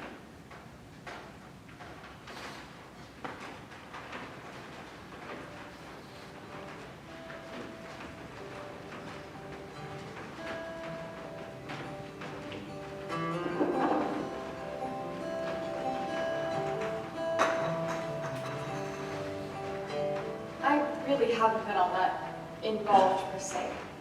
My husband's a highway patrolman, so that's really the only way that I've known about it. Now, when I first found out, I thought it was awful. I just can't. Nobody deserves that. I don't care who you are. But the other thing that was not brought out, at the same time that happened, that patrolman was killed. And there was nothing. They didn't say anything about the old man that killed him. He was driving down the road, and he shouldn't have been driving. He killed him. And it was just a little piece in the paper. My husband worked with this man. This man was brand new on the force, but here's one of ours, and it's just a little piece in the paper. And a lot of it is my feeling that the media is portraying Matthew Shepard as a saint and making him a martyr. And I don't think he was. I don't think he was that pure. No, I didn't know him, but there's just so many things that I found out about him that it's scary, you know, about his character, and spreading AIDS, and a few other things. You know, being the kind of person that he was. He was just a barfly, you know, and I think he pushed himself around. I think he flaunted it. Everybody's got problems, but why they exemplified him, I don't know. What's the difference if you're gay? A hate crime is a hate crime. If you murder somebody, you hate them. It has nothing to do with if you're gay or a prostitute or whatever. I don't understand. I just don't understand.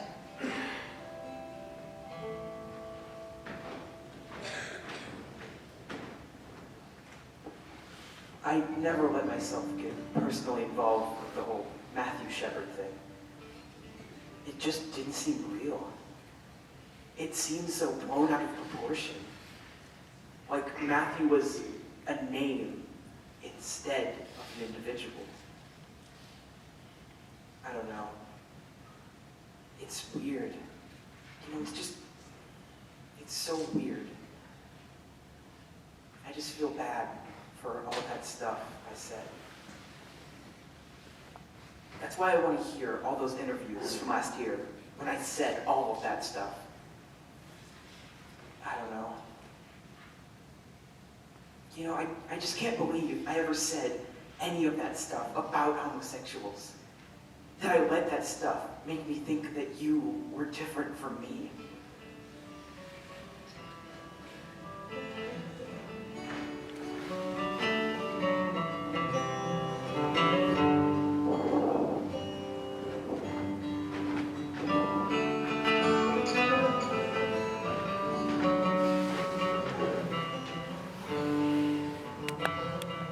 Company member Lee Monikowski. Today is one of the last days on our second trip to Laramie. Greg and I have been conducting interviews nonstop, and we're exhausted. Today, we are to meet with Father Roger at 7:30 in the morning. I wish we could skip it all together, but we have to follow through to the end. So, here we go. 7:30 in the morning, 2 queers and a Catholic priest. Matthew Shepard has served us well. Do you realize that? He has served us well. And I do not mean to condemn Matthew to perfection, but I cannot mention anyone who has done more for this community than Matthew Shepard. And I'm not going to stand here and say, I was this big guy, no fear. I was scared. I was very vocal in this community when this happened, and I thought, should we call the bishop and ask permission to do the vigil? And I thought, hell no. His permission doesn't make it correct. And I'm not knocking bishops or anything, but what is correct is correct. And you people are just out here want to search, though, so I will do this. I will trust that if you write a play of this, that you say it right. You need to do your best to say it correct. You have a responsibility to do that. Don't die. Don't make matters worse. You think violence is what they did to Matthew? They did do violence to Matthew, but you know, every time that you're called a fag, or you're called a les or whatever. Or a dyke. A dyke, yes, a dyke. Do you realize that is violence? That is the seed of violence, and I would resent it immensely if you were to use anything I said to somehow cultivate that kind of violence. Even in its smallest form, I would resent it immensely. Thank you, Father, for saying that. Just deal with what is true. You know what is true. You need to do your best to say it correct.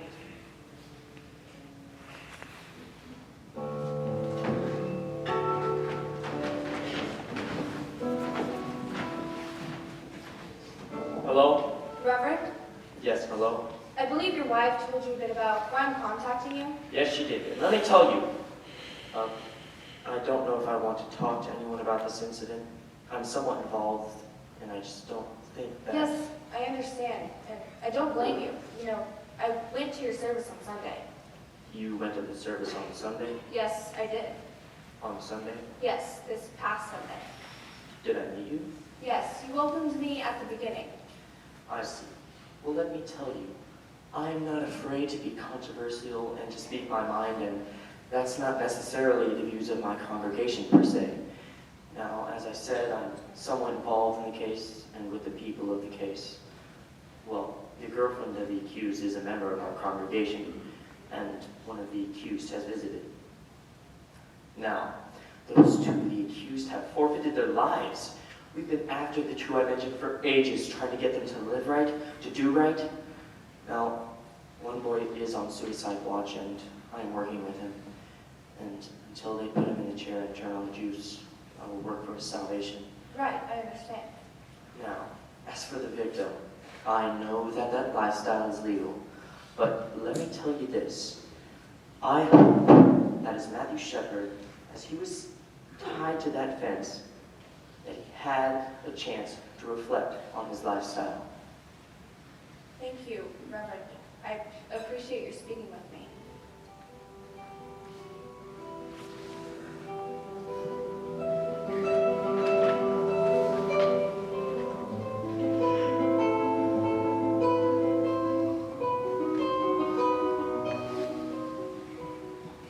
That night, at about 11:30, I had just barely got to bed.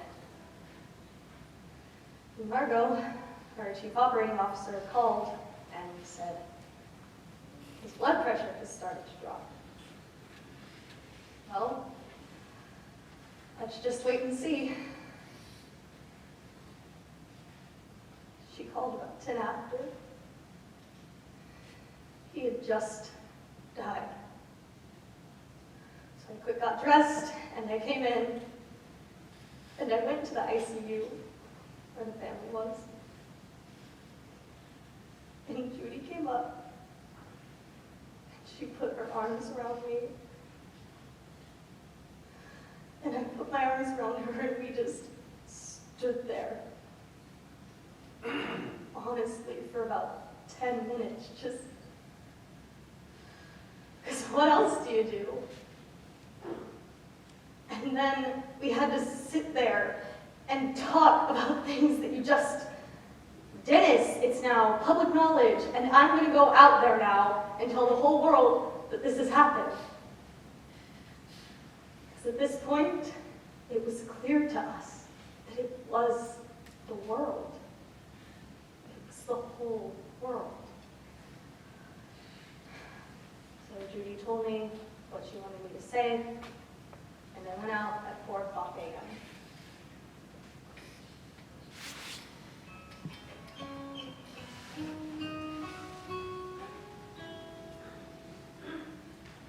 At 12 midnight on Monday, October 12th, Matthew Shepard's blood pressure began to drop.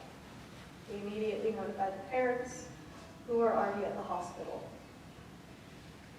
At 12:53 a.m., Monday, October 12th, Matthew Shepard died. His family was at his bedside.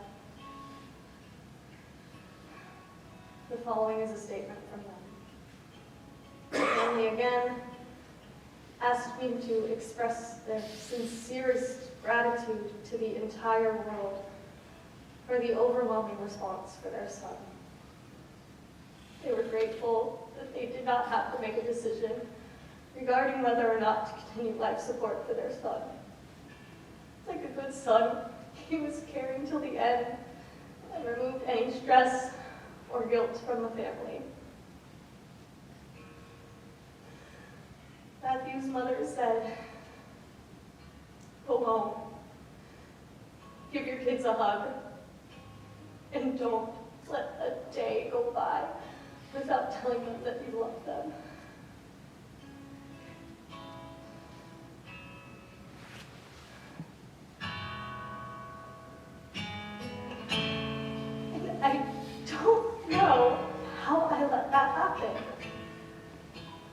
lost it on national television. But you know, we had been up for 72 hours straight, gone home, gone to bed for half an hour, had to get up and come back in. And I don't know, maybe I was just, I don't know. But I guess while I was up there giving that statement, in a moment of complete brain deadness, I thought about my own 4 daughters. And go home, give your kids a hug, and there I am. And I'm thinking, this is so lame. And then we started getting emails and letters from people. And most of them were generally very kind. But I did get this one. This guy wrote, and he said, "Do you cry like a baby on TV for all of your patients, or just the gays?"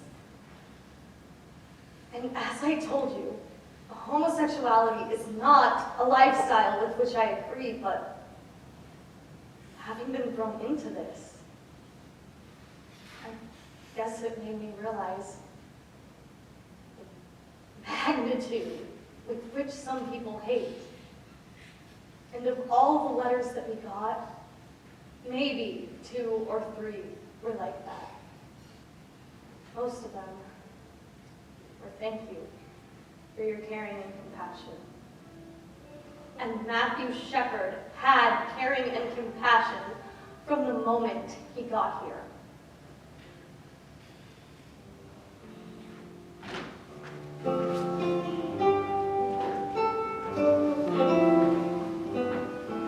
I spoke with Doc and told him we would soon be coming back out to Laramie for the upcoming trials of Russell Henderson and Aaron McKinney.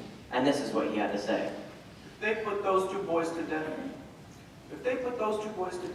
that would defeat everything Matt would be thinking about them. Because Matt would not want those 2 boys to die. He'd want them to have hope. H-O-P-E. Just like the whole world hoped that Matt would survive. This whole thing, you see, ropes around hope. H-O-P-E.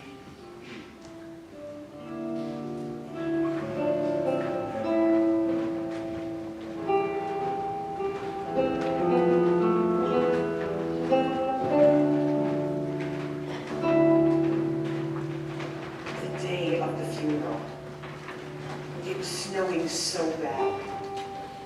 Big, huge, wet snowflakes.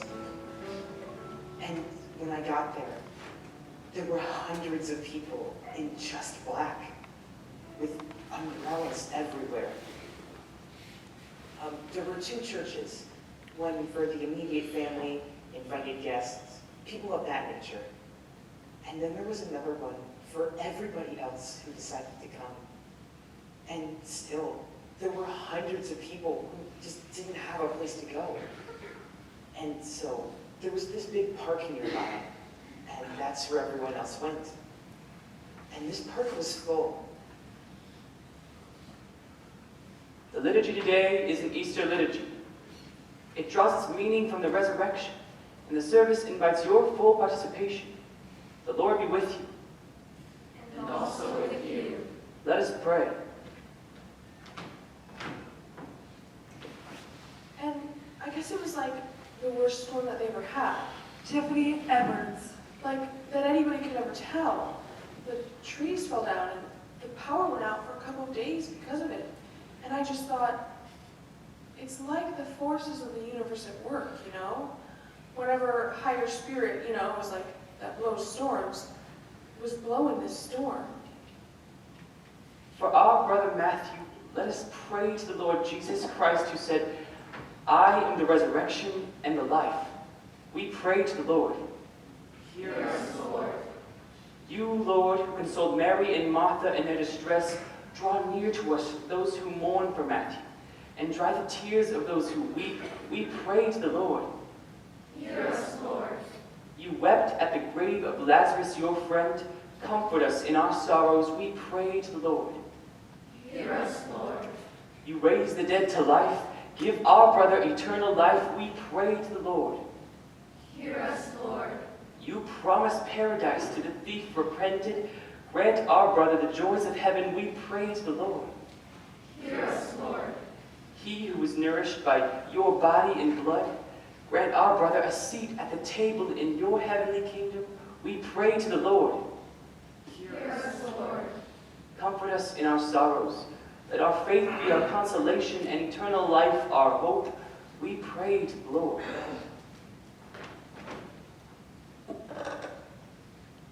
My most striking memory from the funeral Carrie Drake, Casper Star Tribune. is seeing the Reverend Fred Phelps from Kansas that scene go in the park. Do you believe in the Bible? Do you believe you're supposed to separate the precious from the vile? You don't believe in that part of the Bible? You stand over there ignorant of the fact that the Bible, 2 times in every verse, it talks about God's love. It talks about God's wrath. A bunch of high school kids who got out early came over and started yelling at some of the people in the protest, the Fred Phelps people. And across the street, you had people lining up for the funeral. Well, I remember this guy. I remember this punk, just in leather and specs everywhere. And he came over, and he came into the crowd, and I just thought, this is going to be a really ugly confrontation. But instead, he started leading them in Amazing Grace.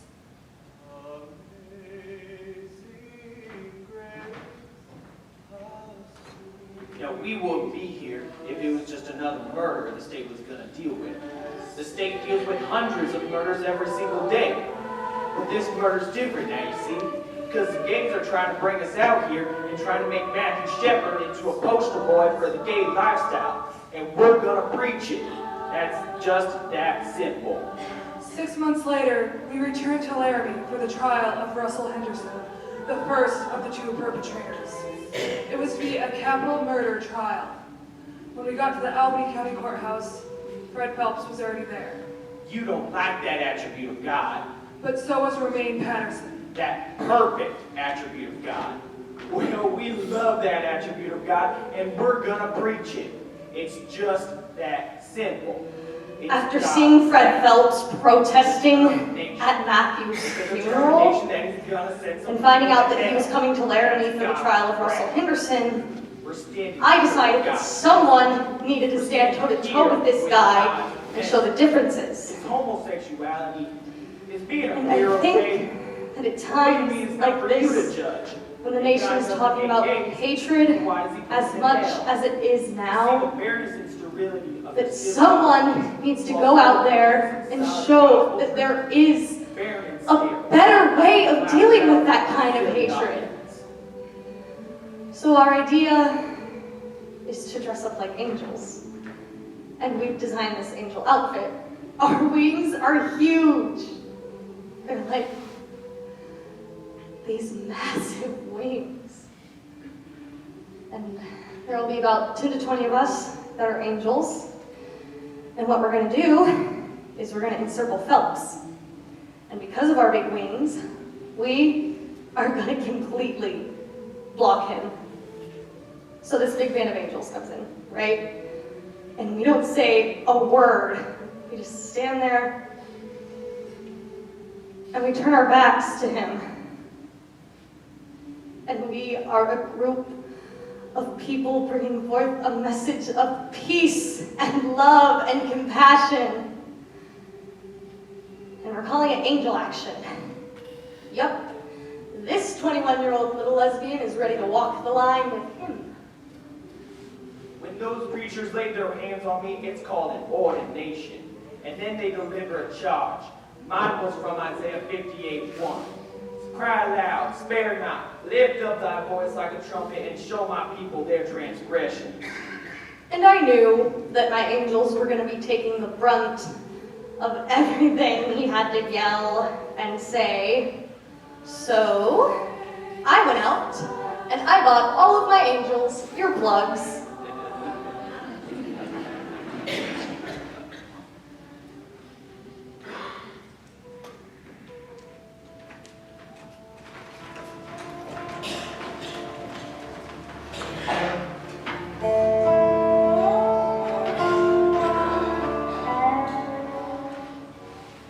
You know, as soon as they started jury selection, just everybody was coming into my shop with, I don't want to be on this trial. I hope they don't call me.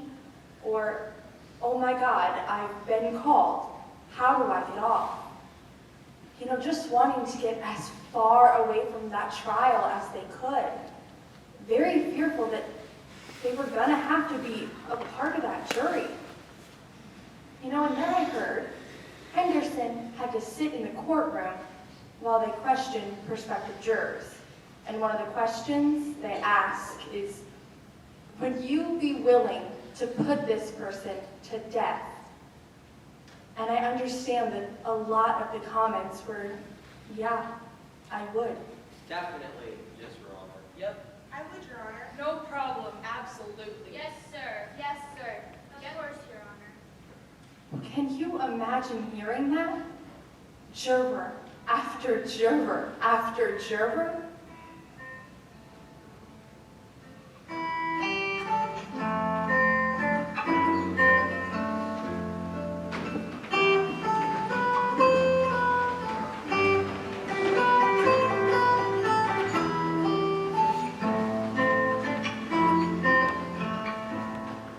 Yeah, I was in there. I was in jail in December with Darren. I got thrown in for Christmas. Salt and pepper, 2 counts. I don't want to talk about it, but we were sitting there, Christmas dinner, trying to eat stuffing, my bread, my little bowl, whatnot. And I asked him, I was like, hey, homie, tell me something. Tell me something, please. Why did you? Okay, and honest to God, this is what he said. He tried to grab me. That's what he said, man. He dumb, dog. He didn't act like it was nothing.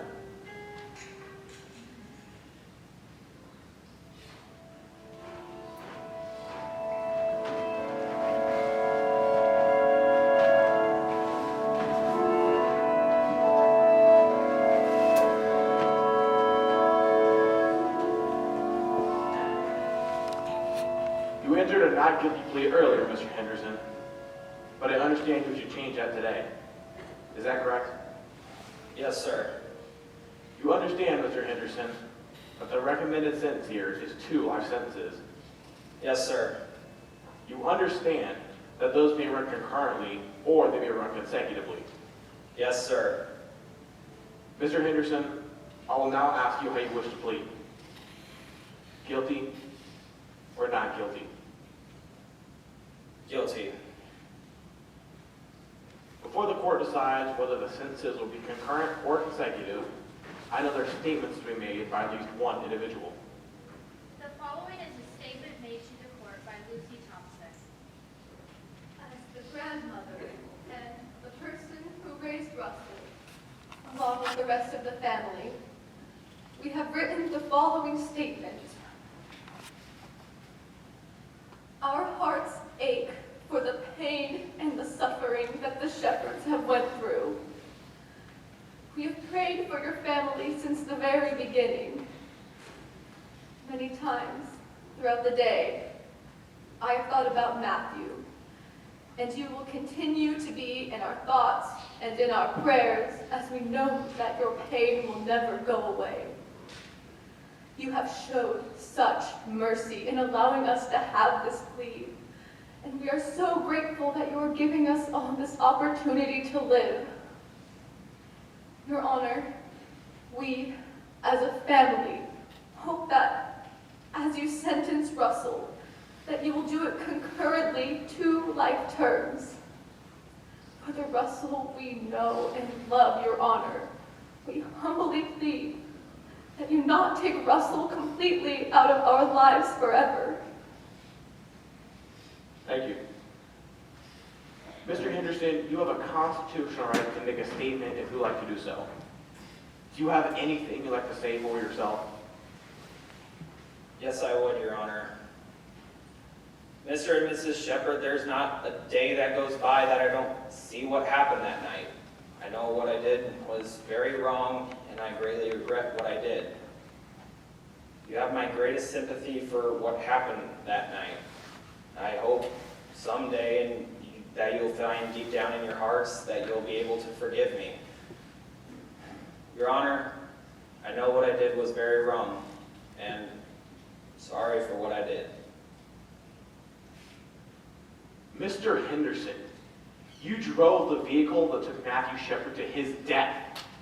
You bound him to that fence in order that he may be more savagely beaten and in order that he may not escape to tell his tale. You left him out there for 18 hours, knowing full well that he was there. Perhaps having an opportunity to save his life, and you did nothing. Mr. Henderson, this court does not truly believe you show any true remorse for your part in this matter. And I wonder whether you fully realize the gravity of what you've done. The court finds appropriate, therefore, the sentencing be ordered as follows. As to count 3, that being felony murder with robbery, that you serve a period of imprisonment for the term of your natural life. As to count 1, kidnapping, that you serve a period of imprisonment for the term of your natural life. Sentencing for count 1 to run consecutive to sentencing for count 3.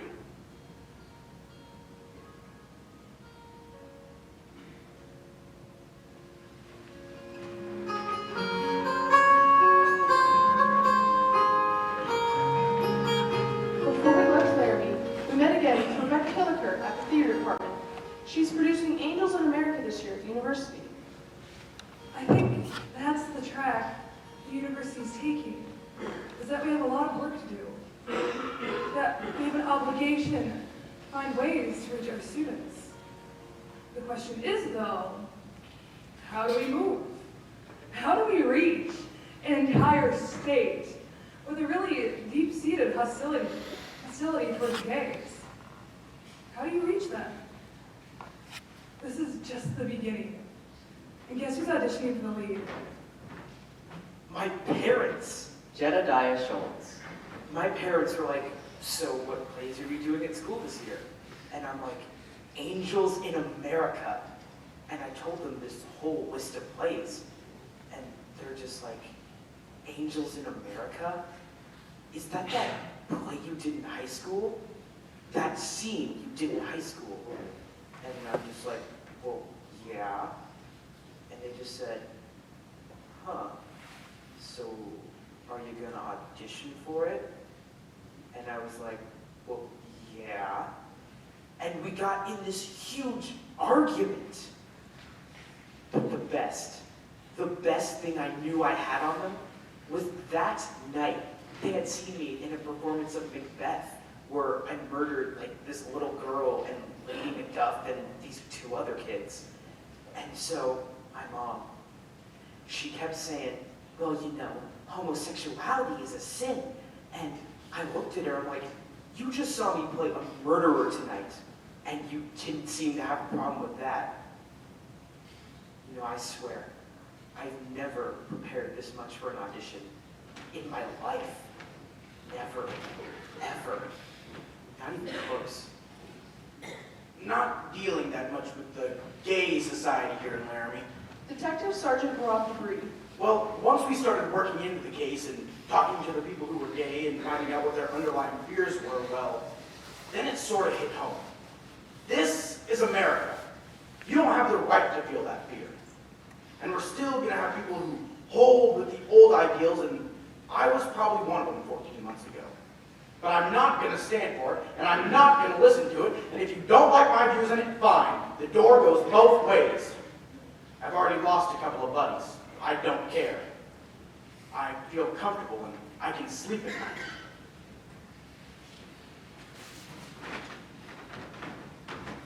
Well, you're tested every 3 months. Reggie Flutie. And I was able to have the DNA test done. So they brought me to Fort Collins, they drew the blood there, they flew it to Michigan and did all the DNA work there. It was a week later, I found out that I was negative for good. I'll tell you, we were all on our knees saying Hail Marys. All I could say was just, thank God. And so what's the first thing she does? I stuck my tongue right in my husband's mouth. You're just so thankful, you know? Really, I was just hoping that I did this service well, and I did it with some kind of integrity. You know, and my daughters just bawled. They were so happy. And the boys? Oh boy. We went out and got a little crazy.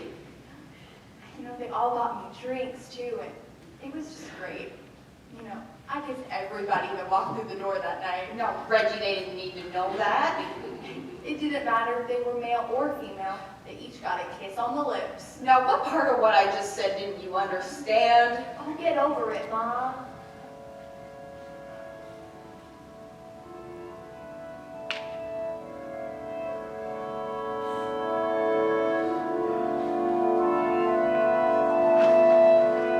All rise.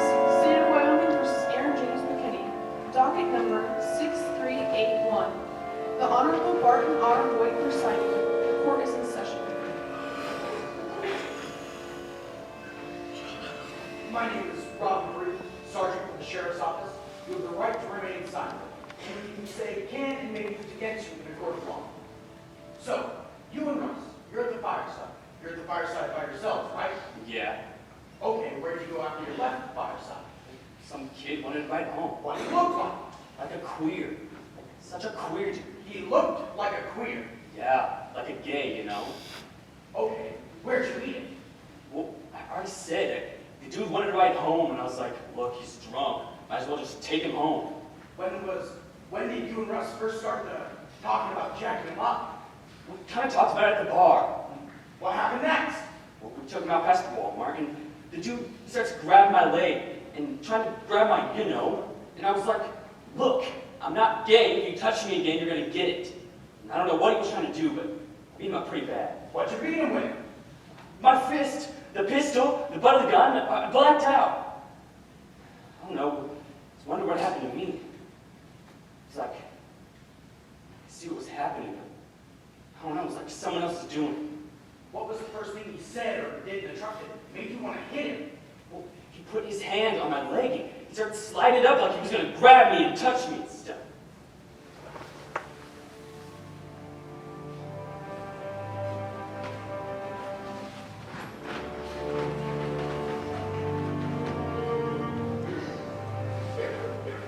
When I first found out that the defense team was saying that McKinney did what he did because Matthew made a pass at him, I just wanted to vomit.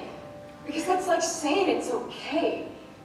It's like the Twinkie defense when that guy killed Harvey Milk in the stone. It's the same thing. As much as I didn't want the defense of them saying it was a gay bashing or gay panic, part of me was grateful because I was scared that in the trial they were going to try and say it was a robbery or about drugs. So when they used gay panic as a defense, I felt this is good. If nothing else, the truth is going to be told. The truth is coming out.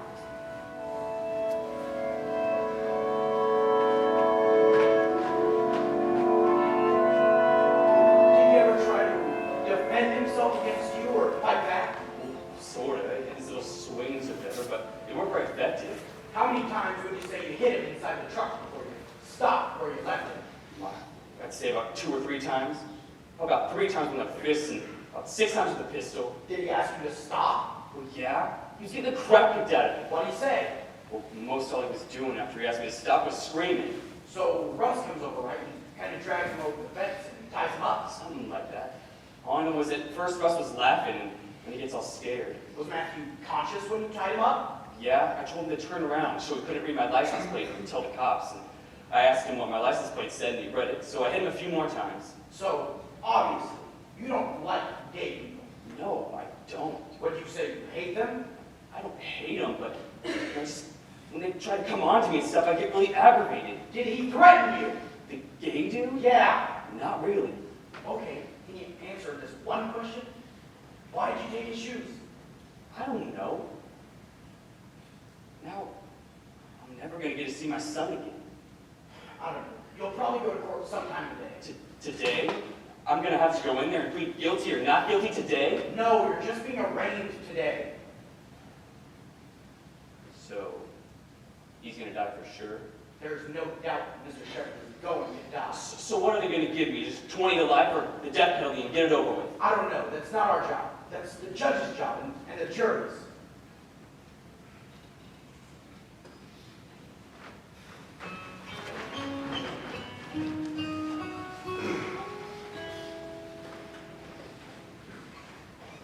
Aaron McKinney was found guilty of felony murder, which meant that the jury would give him the death penalty. It has been said that the prosecution would defer to the family's wishes as to whether or not to give him the death penalty. Later that morning, Dennis Shepard made a statement. Here is some of what he said. My son, Matthew, did not look like a winner. She was rather uncoordinated, and he wore braces from the age of 13 until the day he died. However, in his all too brief life, he proved that he was a winner. On October 8th of 1998, my son tried to show the world that he could win again.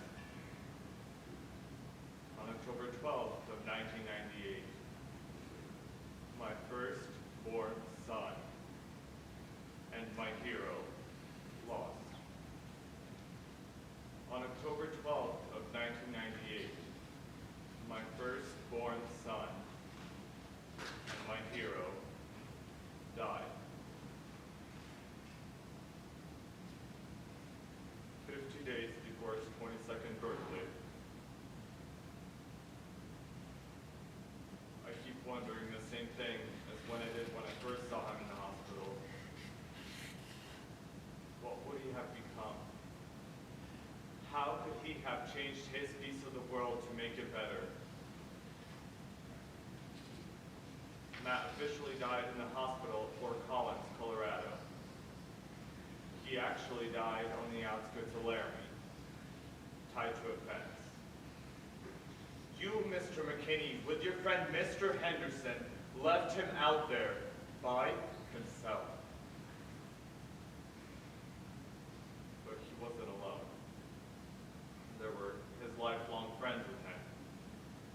And you're probably wondering who these friends were. First, he had the beautiful night sky, and the same stars and the moon that we used to see through a telescope.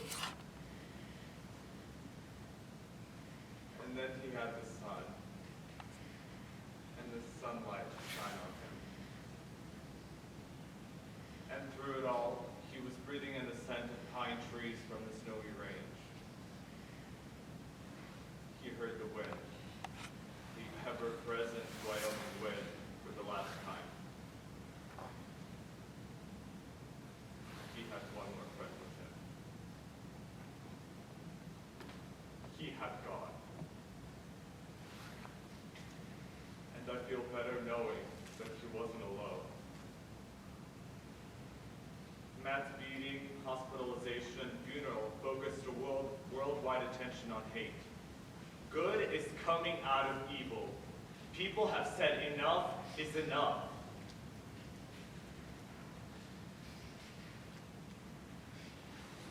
I miss my son. But I'm proud to be able to say that he is my son.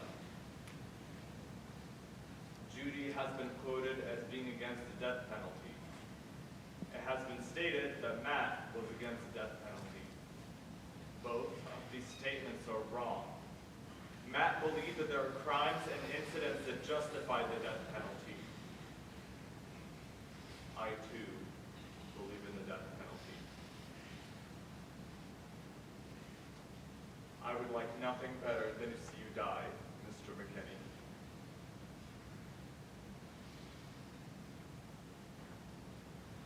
however,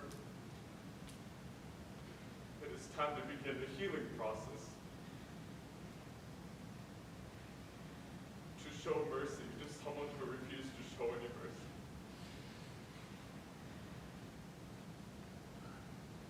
Mr. McKinney, I'm going to grant you life in the memory of the one who no longer lives. Every time you celebrate Christmas, birthday, the 4th of July, remember that Matt isn't. Every time you wake up in your prison cell, remember that you had the opportunity and the ability to stop your actions that night.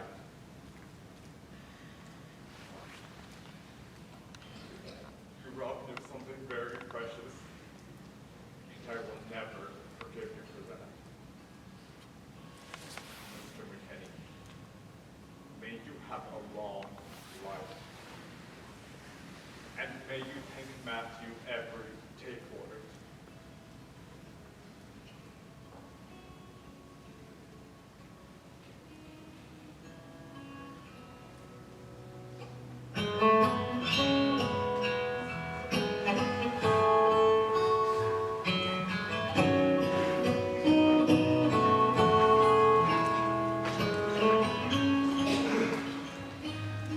Well, a year ago, I wanted to be a rock star. That was my big goal. But now that's obviously changed in the fact that over the last year, I've really realized my role in taking my part. So now, instead of going to school for music, I'm going to school for communications and political science. Because I do have a career in political activism. Actually, I just recently found out that I was going to be honored in Washington, D.C. by the Anti-Defamation League. And whenever I think of the angels or any of the speaking that I've done, you know, Matthew's like guiding me down this path with his light. And anytime we get to a door, he just opens it. And he says, okay, next step. And if I get to be a rock star on the side, that's cool too. This is Jonas Lonecker. Change is not an easy thing. I don't think people are up to it here.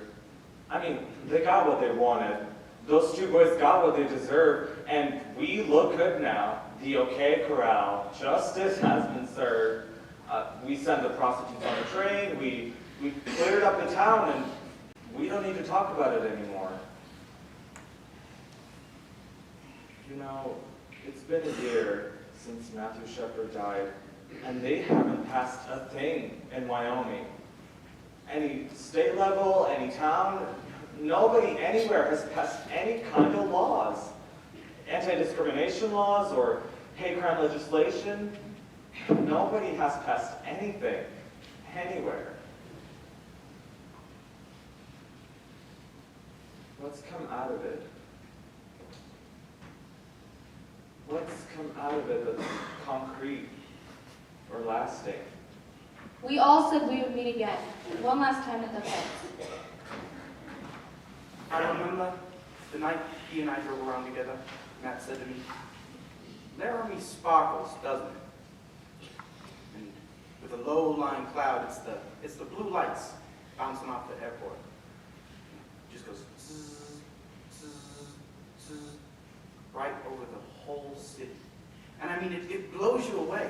And if you sit up there, if you sit where Matt was up there, Laramie sparkles from there. And I can see it in his eyes. And it just amazes me. The last thing he saw on this earth was the sparkling lights of Laramie, Wyoming.